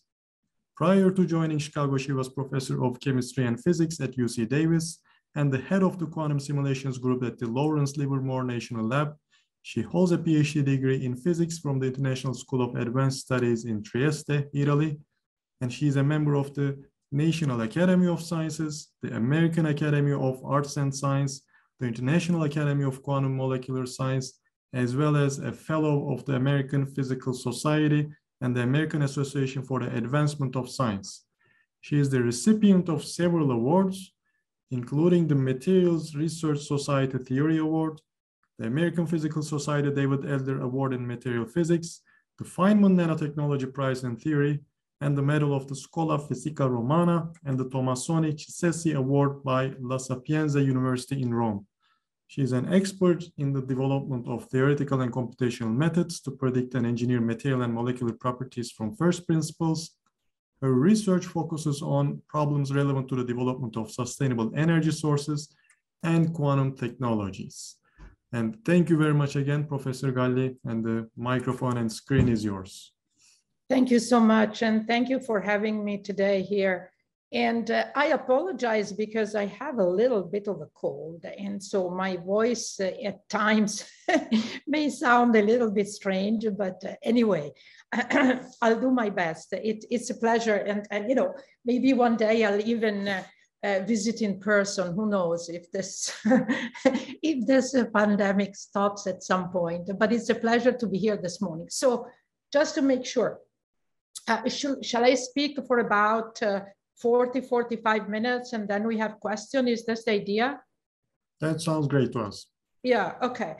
All right. So I need right. So what I thought that I would do today is to give you an idea of what we have been doing in the last few years, using calculation from first principles rooted in the basic laws of quantum mechanics to understand the materials for different applications that range from sustainable energy sources and the quantum information science. So as I think all of you here, we are interested in looking at materials and molecules at the microscopic scale, and we cannot solve the fundamental equation of quantum mechanics that directly, that we know, of course, the Schrödinger equation, time dependent and time independent, and we need approximation. And the approximation that we use are density functional theory and also density functional theory coupled with dynamical methods. And I'll get to that. I'll tell you what we do in a little bit more details. But before that, let me tell you, oops, my Dropbox. Okay, let me tell you what are the kind of questions that we are interested in. Okay, so what are the big problems that we would like to solve? So, question. For example, can we design easy to make and cheap solar cells using nanoparticles? So we know how to do efficient solar cells with silicon, right? And we know how to put them on the roof of many houses. But the processing that takes place with silicon is very complicated. And for example, in many developing countries, it's not so easy. Suppose that you have a colloidal way of doing solar cell, we're like, you know, like creating paint that you can paint on houses very easy with nanoparticles. Even if they are not incredibly efficient, they could be something very good to harvest solar energies. Or if we go a step further in terms of sustainability and harvesting the power of the sun, we harvest the power of the sun not only to do solar cells and to create electricity, but to actually trigger a chemical reaction. And what I mean by that is that we have a complicated setup of a photoabsorber, a catalyst, and for example, water or CO2, and we use the charges generated by absorbing light to trigger a chemical reaction and generate fuel.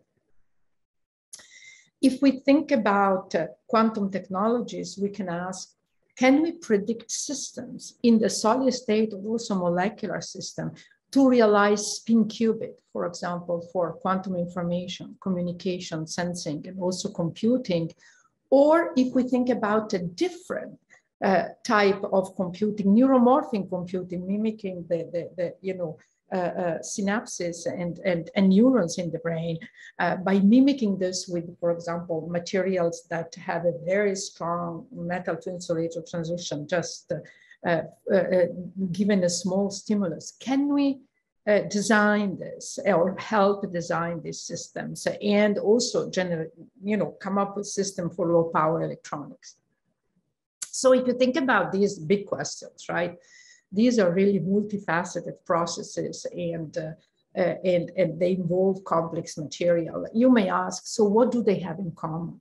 Of course, they are an important question, but from the fundamental point of view, what they have in common, they include heterogeneous systems with interfaces, defects, and building blocks, often at the nanoscale. And they all are problem that are problem of interaction of matter and light, solar energy with matter, for example, and also external fields.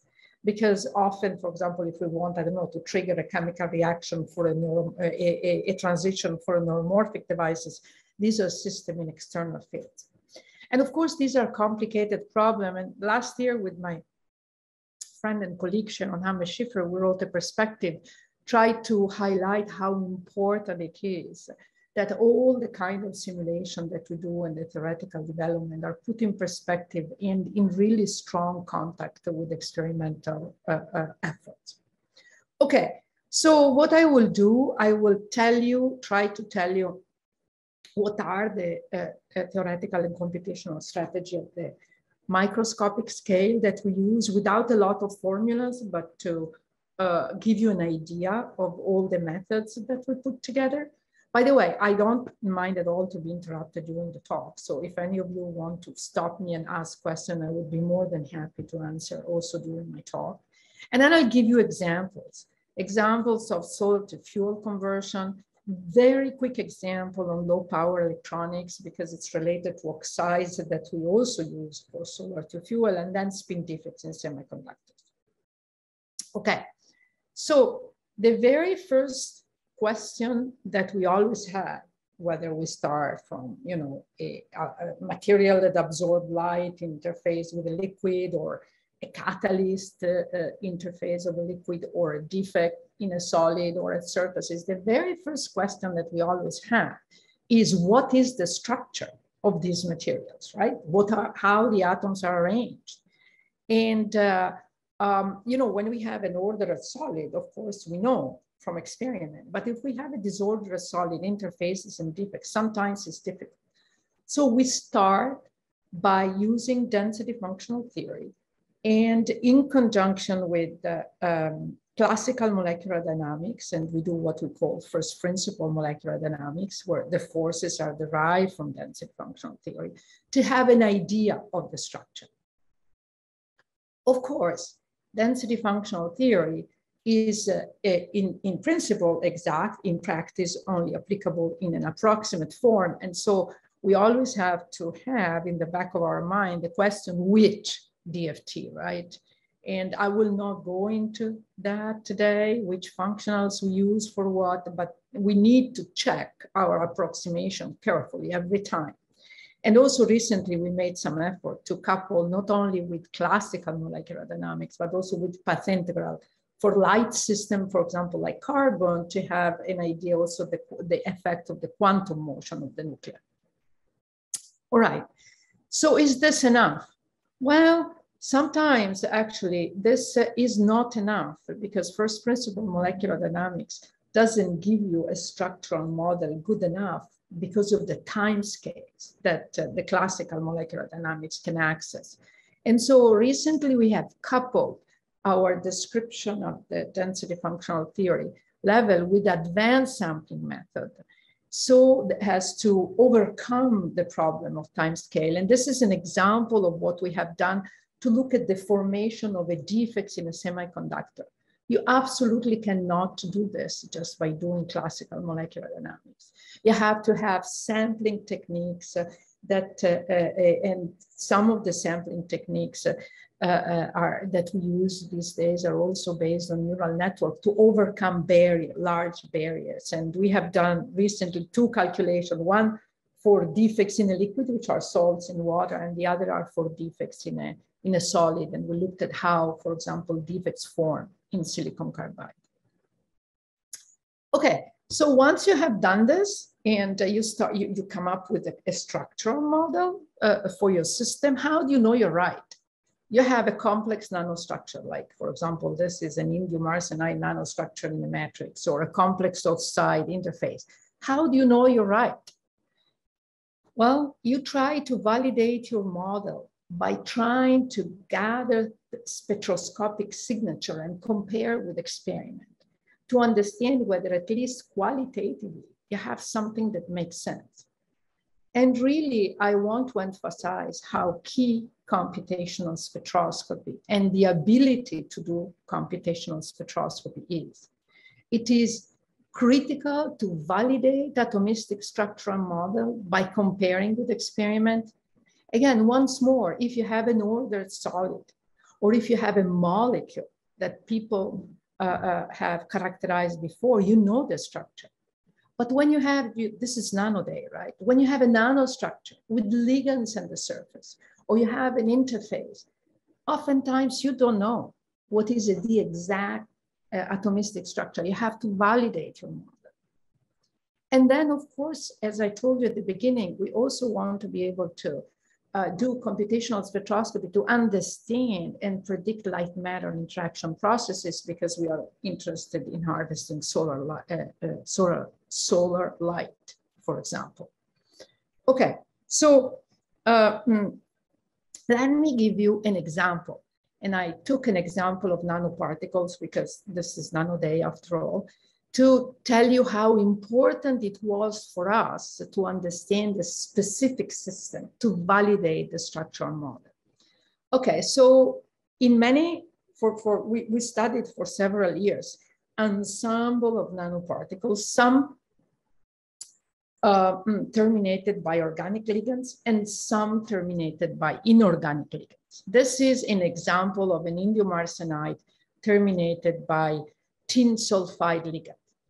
Okay, So we started this process, we started this project with experimentally thinking that our nanoparticles would be arranged like shown in the PowerPoint picture, and that there would be this beautiful ligands that would be really good for us because they would be good for transport of charges.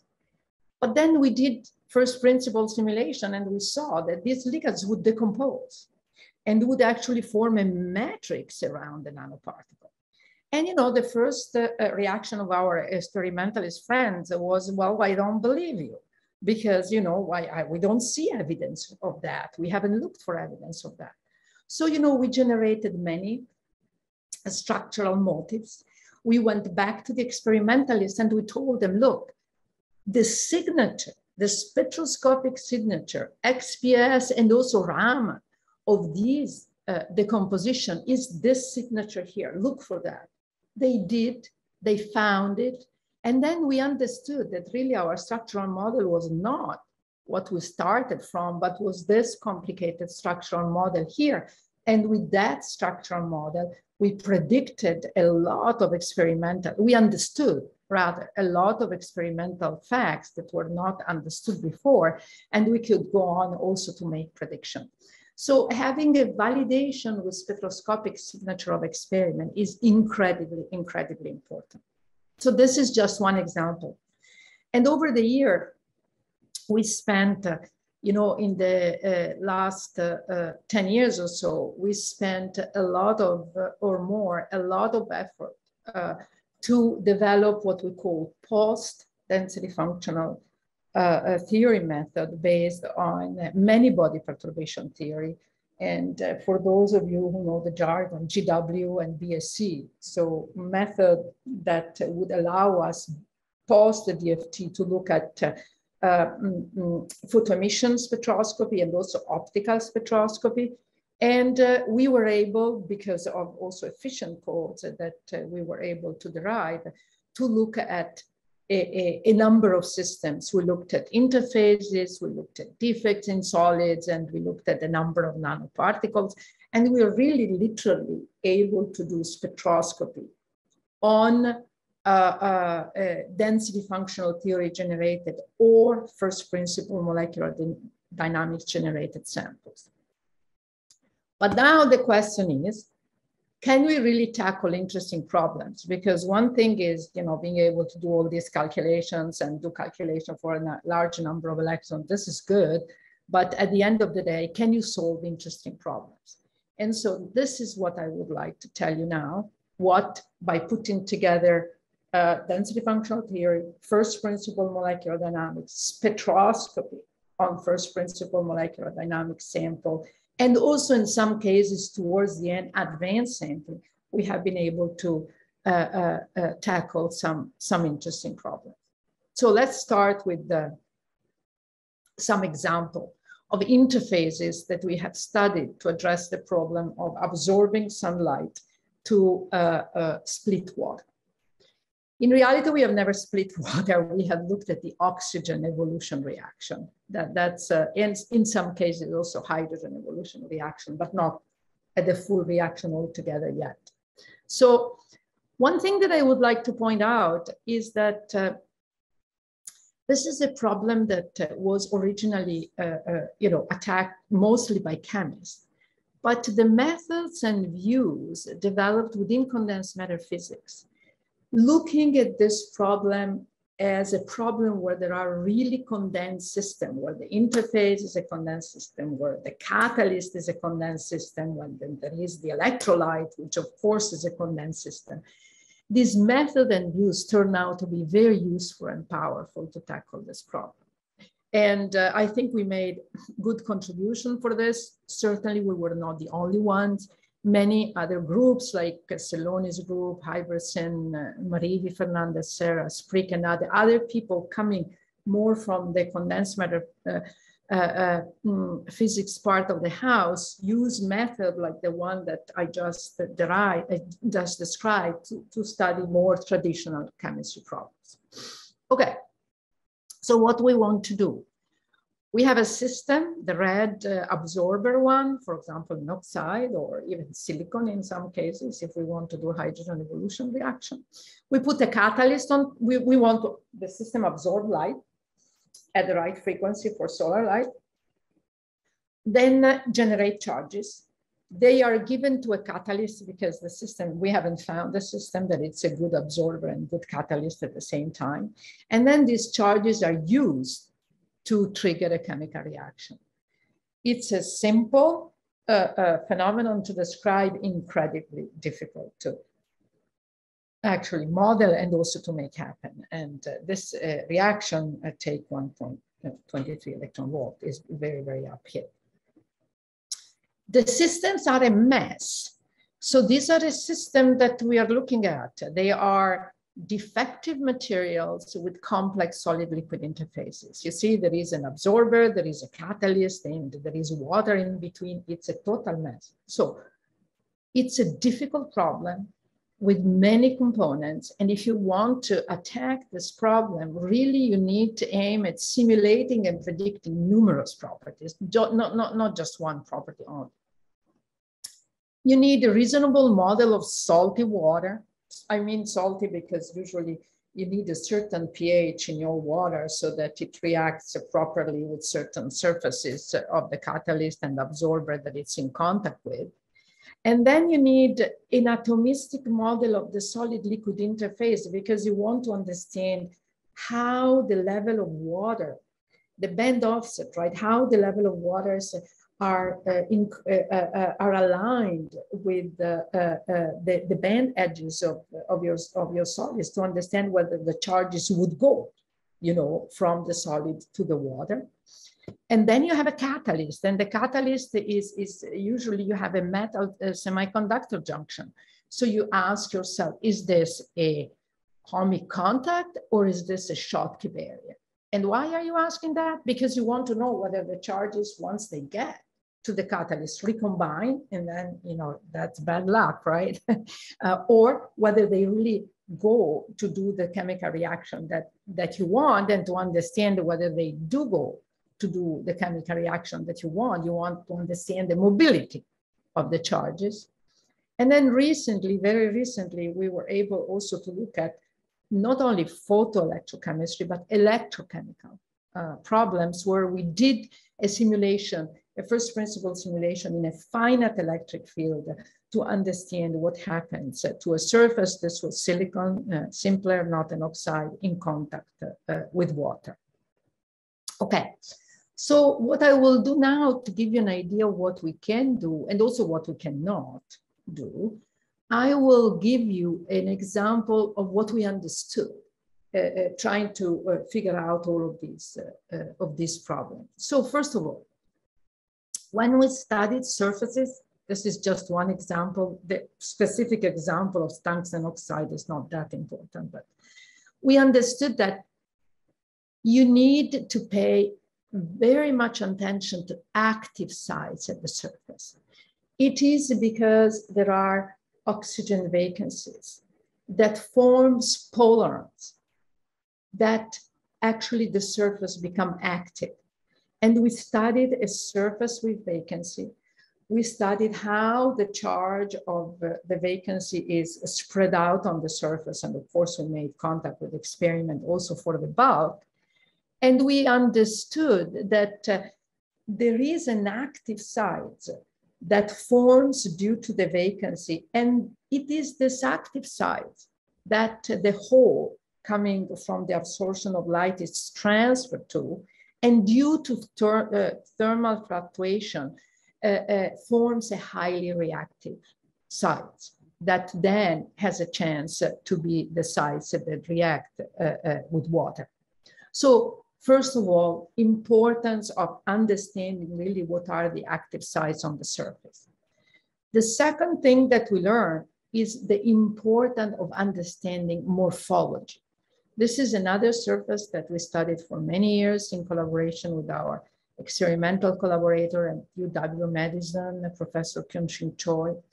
And here we did a really, really detailed study. So experimentalists prepared well-defined samples. And we try to generate matching surface structural model that would match STM images. These are the images down there. I don't have time now to tell you exactly what we did, but we prepared different morphologies. We computed STM images. We computed structural property. We computed work function, and we tried to match them. And we understood that subtle changes on morphology are incredibly important. And we made a prediction. The specific prediction is not important, but look, we said the bismuth-rich surface is going to be really the one that is going to increase the photocurrent. And indeed, they found it. And then together with them, we could have a real design of the morphology of the surface that would increase the photocurrent. And all the experiments and the calculation done over the years and reported in this paper are summarized in this small review paper here. The other thing that we understood starting several years ago is how charge are transported at the interface. And we used generalization of Marcus theory to understand, and constraint density functional theory to understand how charge hops in the bulk and at the surface. And one thing we understood, which was really important, is that there are important differences in polaron hopping, so in charges hopping, in the bulk and at the surface. And that it's not at all enough to understand when you have defects, for example, in the bulk, how they move. Because when they get at the surface, their mobility may change. And unfortunately, for bismuth vanadate, it changes in the way you do not want it. Because in the bulk, the hopping is more favorable to transfer than in the surface.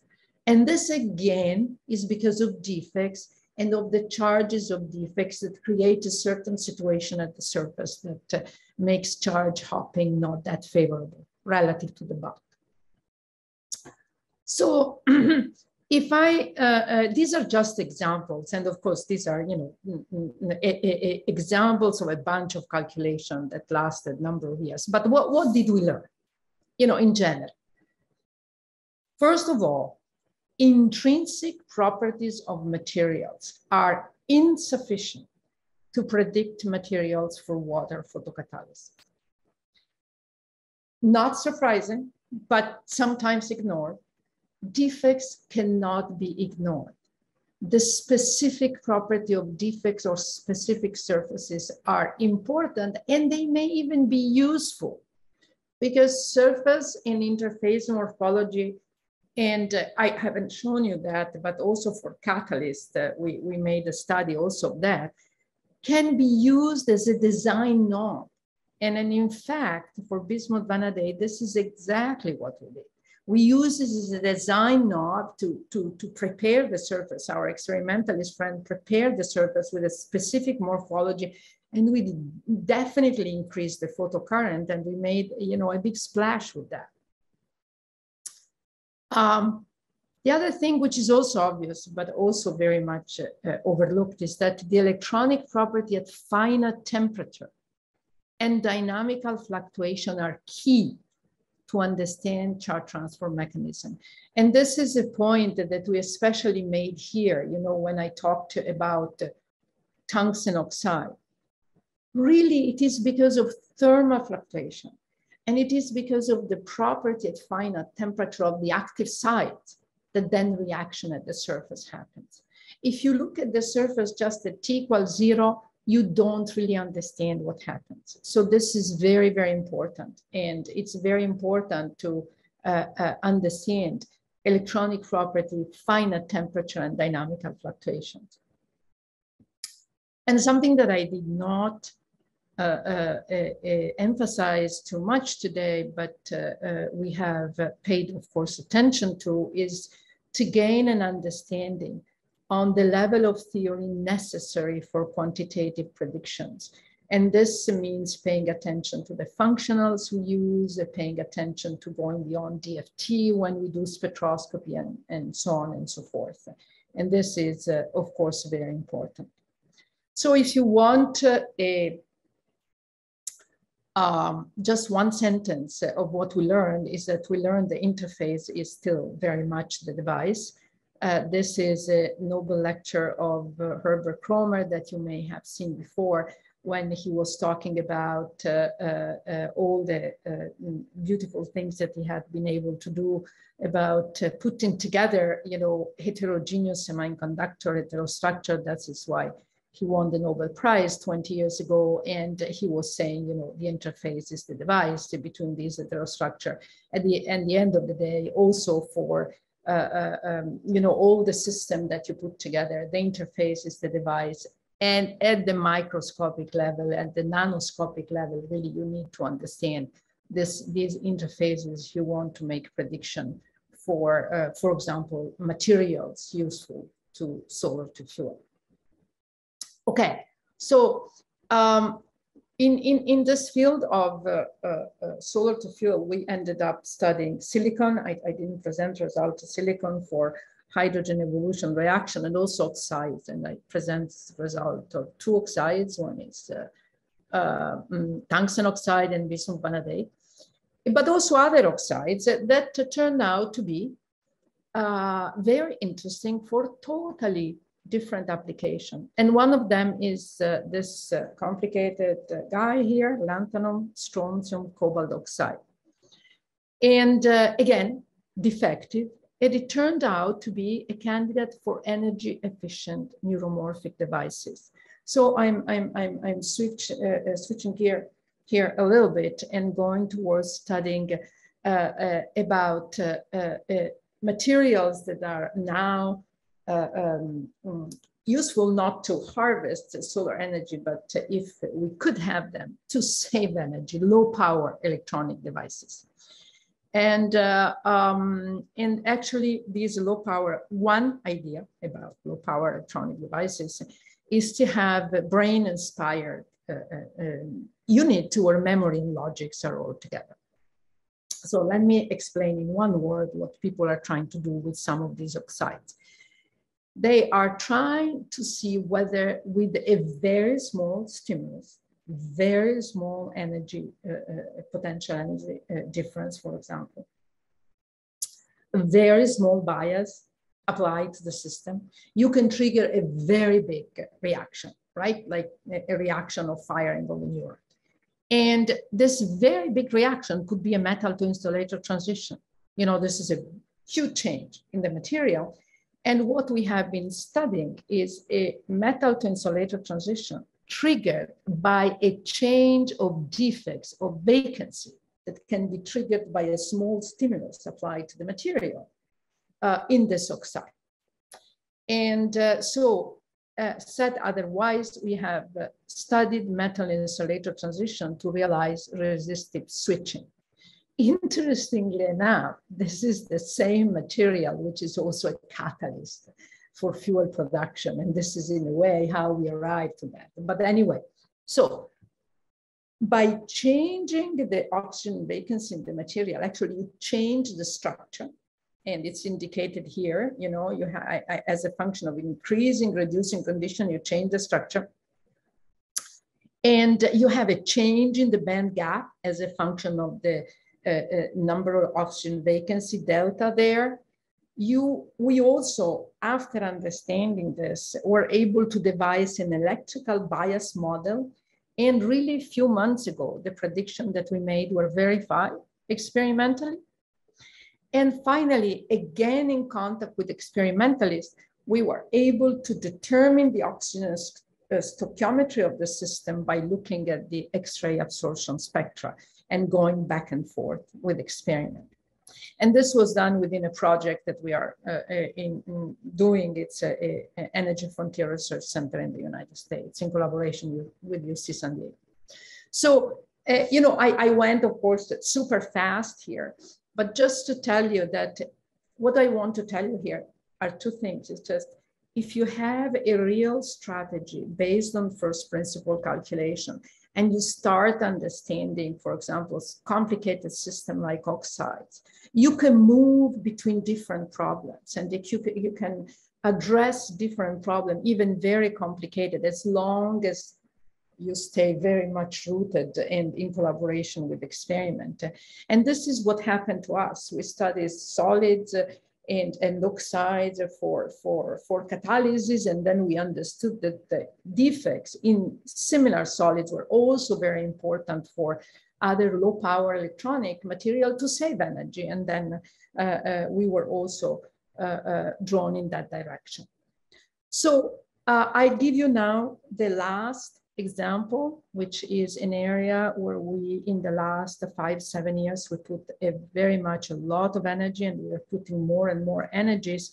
And these are totally different type of defects. They are not oxides at all. These are spin defects in semiconductors.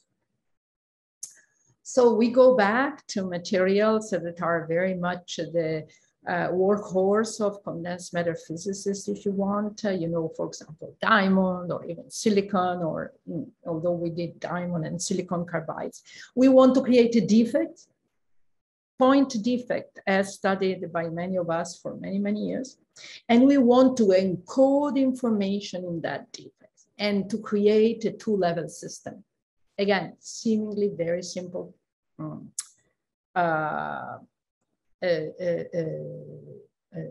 Aim, very simple goal. And then we want to study the optical transition, again, computational spectroscopy, in this defect that realizes our two-level system.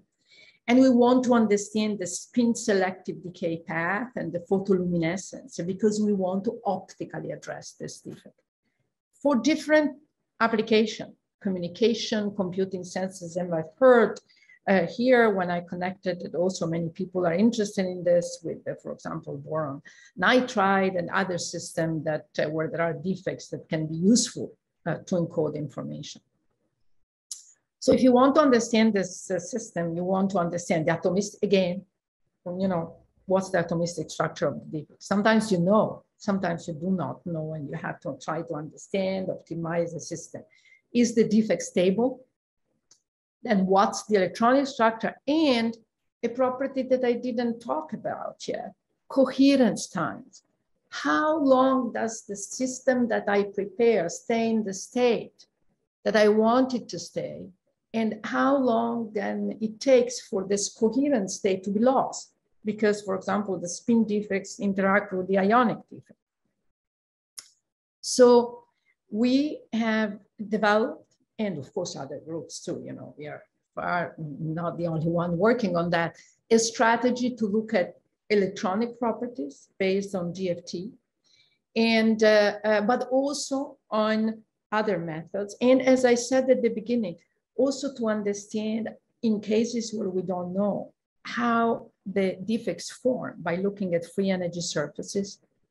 And something that we are quite proud of, and that we are very excited about, is that some of these defects cannot be described by mean field theories. They have, their electronic structure has a multi-reference character, and you need to be able to look at many body states. And we have developed recently a quantum embedding theory to look at these many body states. And we have just published, actually, it will come up, not just published, it will come out soon, a way of really deriving a diagrammatic expansion derivation of this quantum embedding theory. And we have also derived methods to look at photoluminescence spectra and to compare with the experiment. And finally, when we have all this put together, we can look and spin and coherence properties that we look at with quantum, with spin Hamiltonian.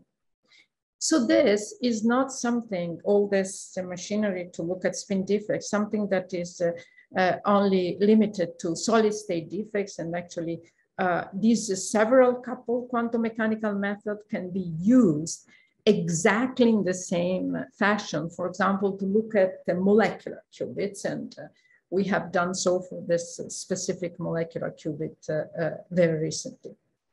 Okay, so let me here give only one example, which is an example of the calculation of coherence properties, just because this is something that I have not yet talked about. So I talked about electronic properties, I talked about the structure. Once you have all this, you want to understand, I have my spin defect. I prepare it in a state to encode information.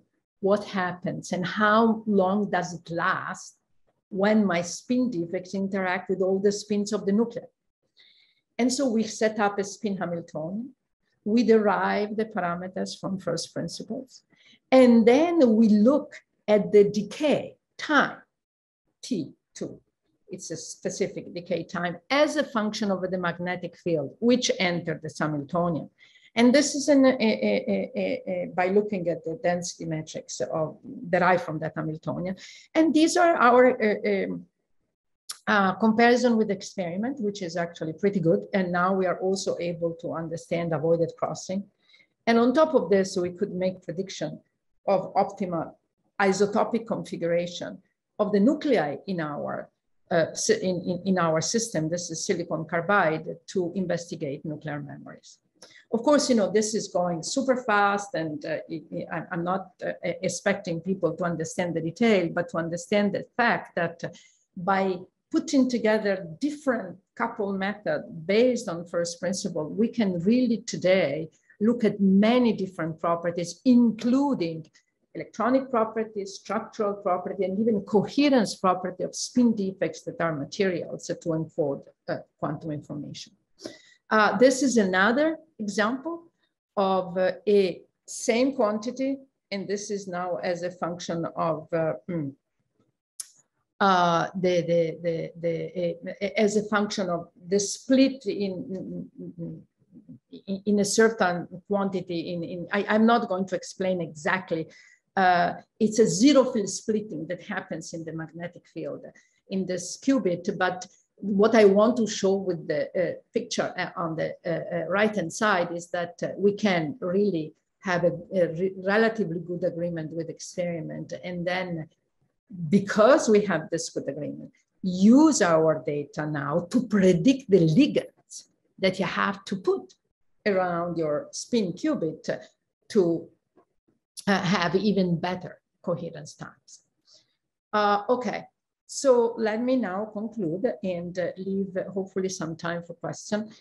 I hope I gave you an idea that really what we, and of course many others, and you and all the people that are online discussing today, the theoretical and computational studies that we all together are using are really making a difference in material science, condensed matter physics, and chemistry. I emphasized many times that, and I want to emphasize once more in closing, that validation and integration with experiments are of paramount importance. These pictures are telling you that this system are messy, are difficult, and they cannot be done in a vacuum without being in contact with experiment. And the last thing, so what's next, right? What's next in the age of machine learning and quantum computing, and how do I see things going forward? So although I've shown you that we are able to put together a lot of different quantum mechanical methods to study many properties, I think we have as a community to put extensive effort in deriving and developing more theoretical and computational methods. There are many, many properties we are not yet able to compute. Open quantum system, dissipative phenomena, non-equilibrium phenomena and assembly are still a problem. Optimization of excited state surfaces, for example, for a lot of systems are still a problem. So what I want to say is that it's great to have the idea of using machine learning, deep learning, artificial intelligence, but we need to make our computational data really robust.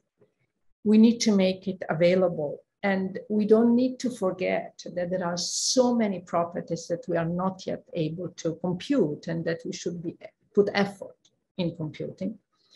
And we have put some effort, and this is one of our papers that was published recently, in also trying to understand how to use quantum computers to do calculation, for example, of spin defects. And we think it's worth exploring. There are many interesting problems there. We are very far in material science yet from quantum advantage, but I think that it's an interesting problem worth of exploration. This is my group in Chicago, and I'm funded by the Department of Energy, NSF, and DOD and NIST, and these are the list of my senior collaborators, and I would like now to thank you for your attention and for inviting me here today, and I would be happy to take any question. Thank you so much. Thank you very much, Professor Galli, for this very comprehensive talk. And I think this has been of interest to several research groups at UNAM. And I can already see some hands, some actual hands, and also if you have questions, again, there's also a group of people listening to us at UNAM Conference Hall, by the way. So now we have around 130 attendees. There are some people physically attending to the event, and now we are trying to incorporate questions from both parties. And we can start with Ibrahim Hocam. Hi, Professor Giulia. Thank you for this interesting talk. I have a question about the quantum computing part. You are doing computational calculations for the coherence time of the spins. You know, I would like to ask a question about, did you have any calculation about the coherence time of the flying qubits, you know, the photons? I'm sorry, say the last thing again. Did you have any calculation? About the, you know, the enhancement of the coherence time of the photons? No, unfortunately no. It's called, you know, the flying qubits. Yeah. Unfortunately not. So we have, so what we have been able to do right now is to look at, this is the electronic coherence time. It's a coherence time of the electrons by looking at the effect of the spin nuclei. And there is, it's called Han echo, and it's called T2, and I don't, you know, there is even one part missing that we are trying to come up with a way of computing. Other people have done it already, but nobody has put it all together. One part that is still missing in our calculation is the spin-phonon interaction, in the sense that, okay, you have an electron and you have the spin nuclei, okay, that can ruin the coherence time of the electron, but there is also the phonon, the vibrational part of it, and this is not yet included. And so the only thing that we have done right now, and this is, you know, that one of the last paper that we have published is this PRXQ and application here is just for the electrons. It's an interesting question, but we don't have results for that. Okay, one more quick question. You look at the change of the coherence time under applied magnetic field. In which geometry you consider the magnetic field? Is it... yeah. So good question. So so by the way, if you're interested in this calculation, we have just released the code, which is called the Pi CCE. And if you write it to me after the talk, I can send you the link to that code. Or there are specific examples for coherence time in different geometries. And there are, you know, magnetic field aligning in different geometries and different examples. So it's not completely general, but it's very flexible. And we also wrote a paper when we released the code where all the example about the magnetic fields are given. And if you write to me after the codes, I can send you the URL of the code and also the name of the students who is in charge of that. I would like to, I am wondering, in terms of the enhancement of the T2, when you change the direction of the magnetic field, how it can be affected? Yeah, we did, and there are examples here. I don't have the slides here, But if you look at this paper here, there are absolutely several examples specifically in this paper here in last year. Okay, thank you. Thank you, Ibrahim Hocam. So next question we can get from Aykut Erbaş. Hello, that was a great talk. I'm actually doing more course grading simulations. I have an intellectual question, actually. So you have been working with experimental groups a lot. So, and you work with like Juan de Pablo, other computational physicists. So as a young researcher, one of my problems is to convince experimentalists to go after your predictions. Yep. So how should we approach? I mean, do you have any like advice for us, or advice to young people? So both from experimental and theoretical fields. This is actually a great question, because I can assure you, and maybe this is not what you want to hear, that even for us, and we have been in the business for many years, it's very difficult to convince experimentalists. And this is a constant struggle. And so because, what is really useful is to try to convince experimentalists to do experiment on controlled systems that are simpler than the really interesting system. So for example, here, and it takes many, many years, and to convince experimentalists that they need to do that. Because for example, you see this here. Yes. When we started this, the experimentalists, they want to do experiments and get to how do we increase the photocurrent, right? That's what they want, and everybody wants that. But then finally, our theory is not good enough to understand when we use a functional molecular dynamics or whatnot. And so we had to convince them, right, to just do a crystalline sample. Don't do an amorphous sample and measure on a specific surface. At the end, it works when experimentalists start seeing that really you can be useful to them. It takes a long time. It takes a lot of patience, but when it triggers, it's like a phase transition. When they understand that, some experimentalists, and also this is what journals push us to do all the time. Some experimentalists just want a number from you, right? They want a number, say, well, I just put me this DFT number, so I publish the paper. No, don't do that. Because this is, you can do this so you have more papers, and these are also good, but it's when you just, it's persistence, and it's convincing them that you are scientifically useful. And then at some point there is a phase transition, and then they will always look for you. We have been working together for 10 years. And with David Ashalom on spin qubit, my students and their students, they work together every day. My students even go into the lab. They don't let them touch anything, but they discuss every day. So it takes a long time before the phase transition occurs, but when it does, it is really worth it, because you learn much more science than you would learn alone. But it takes time. I'm not lying to you. It's a difficult process. Patience. Thank you so much for your advices. Thank you. Thank you, Aykut Hocam. And the next hand I see is from Professor Engin Durgun. Professor Galli, thank you very much for joining us and for the excellent talk. I have two questions, actually. One of them is related with this water splitting part. Do you think that the low-dimensional materials like 2D systems, they will be helpful in this field or not? Just I'm wondering your opinion. Yes, I actually think that, I think so.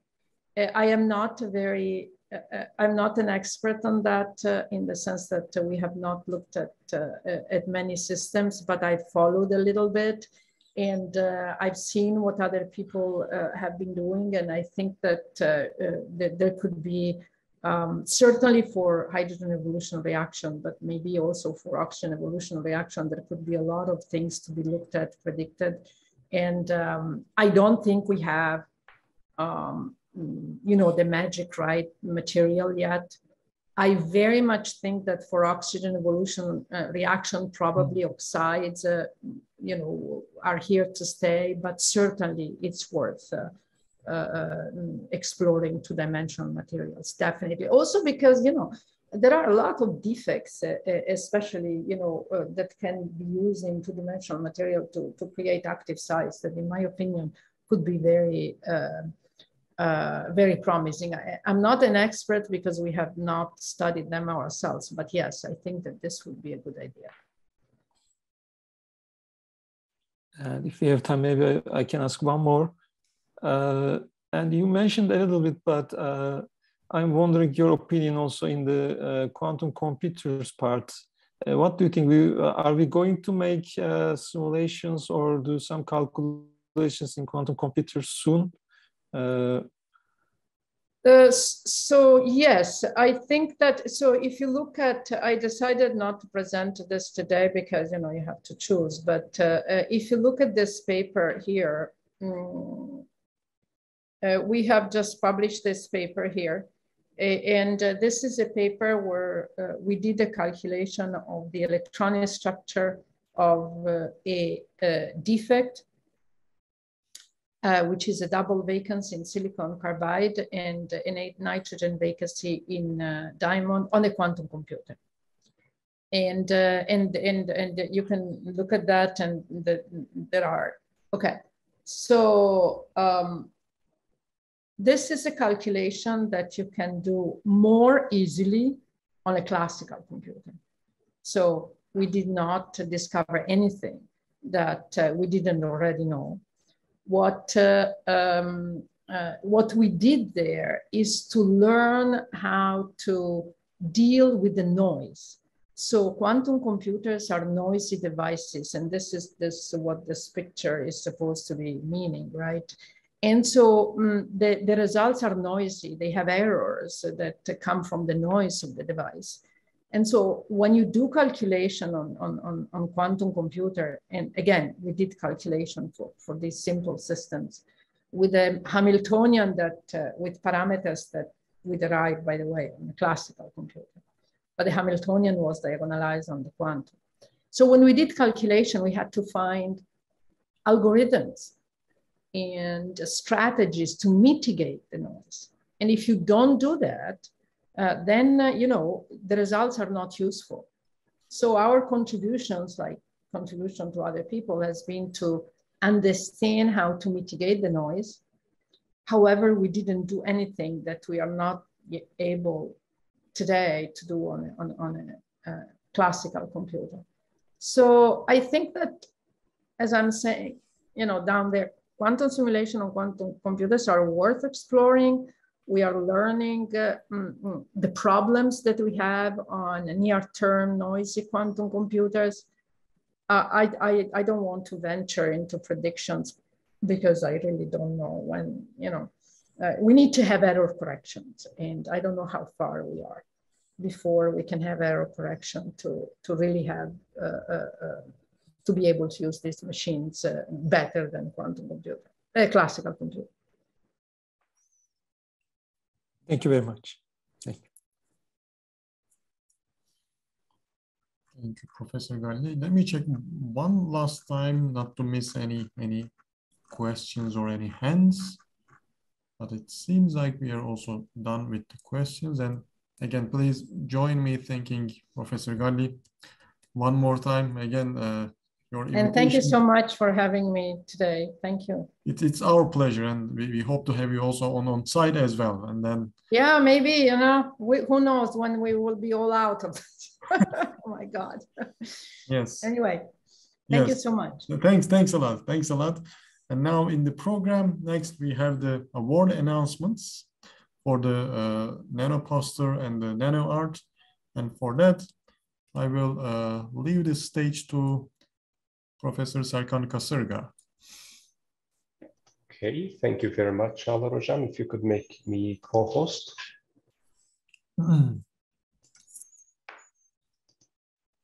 I cannot, but I will ask Dulgu Hanım. I already did, Now actually. you are okay. So good. Yes. Let me make the full screen. Can you see my screen now? Yes, we can. Okay, so it is one of the most exciting moments, especially for the contestants. This year we had 19 finalists that were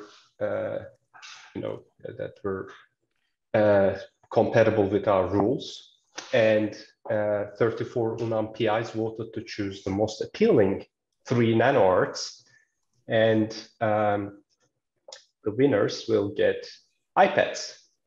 So before announcing the winners, I'd like to show you the finalists.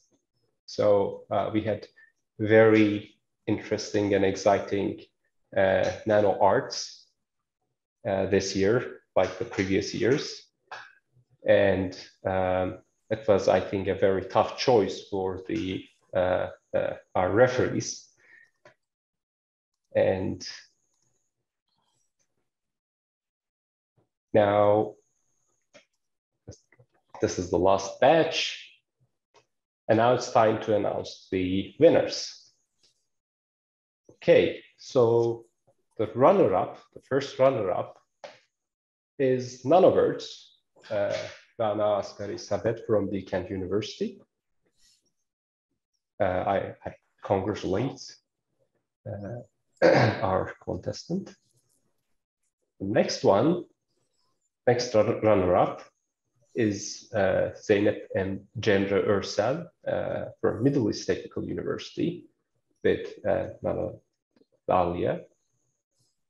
And finally, the winner is İpek Tuğçe Döş, again from Middle East Technical University with the desert flower. So I checked the past few years, and I think for the following years, I can give you a bit of advice. If you want to win, choose something that resembles a flower. Okay, so that's the pattern that we have been observing. All the winners and runner-ups typically have things that resemble flowers. Okay, with that, I would like to congratulate all the runner-ups and winners, and also I'd like to thank the participants as well. Now, next is the nano poster contest. Again, we have 3 iPads. One of them has a pencil, and we had 35 posters this year, and all the posters are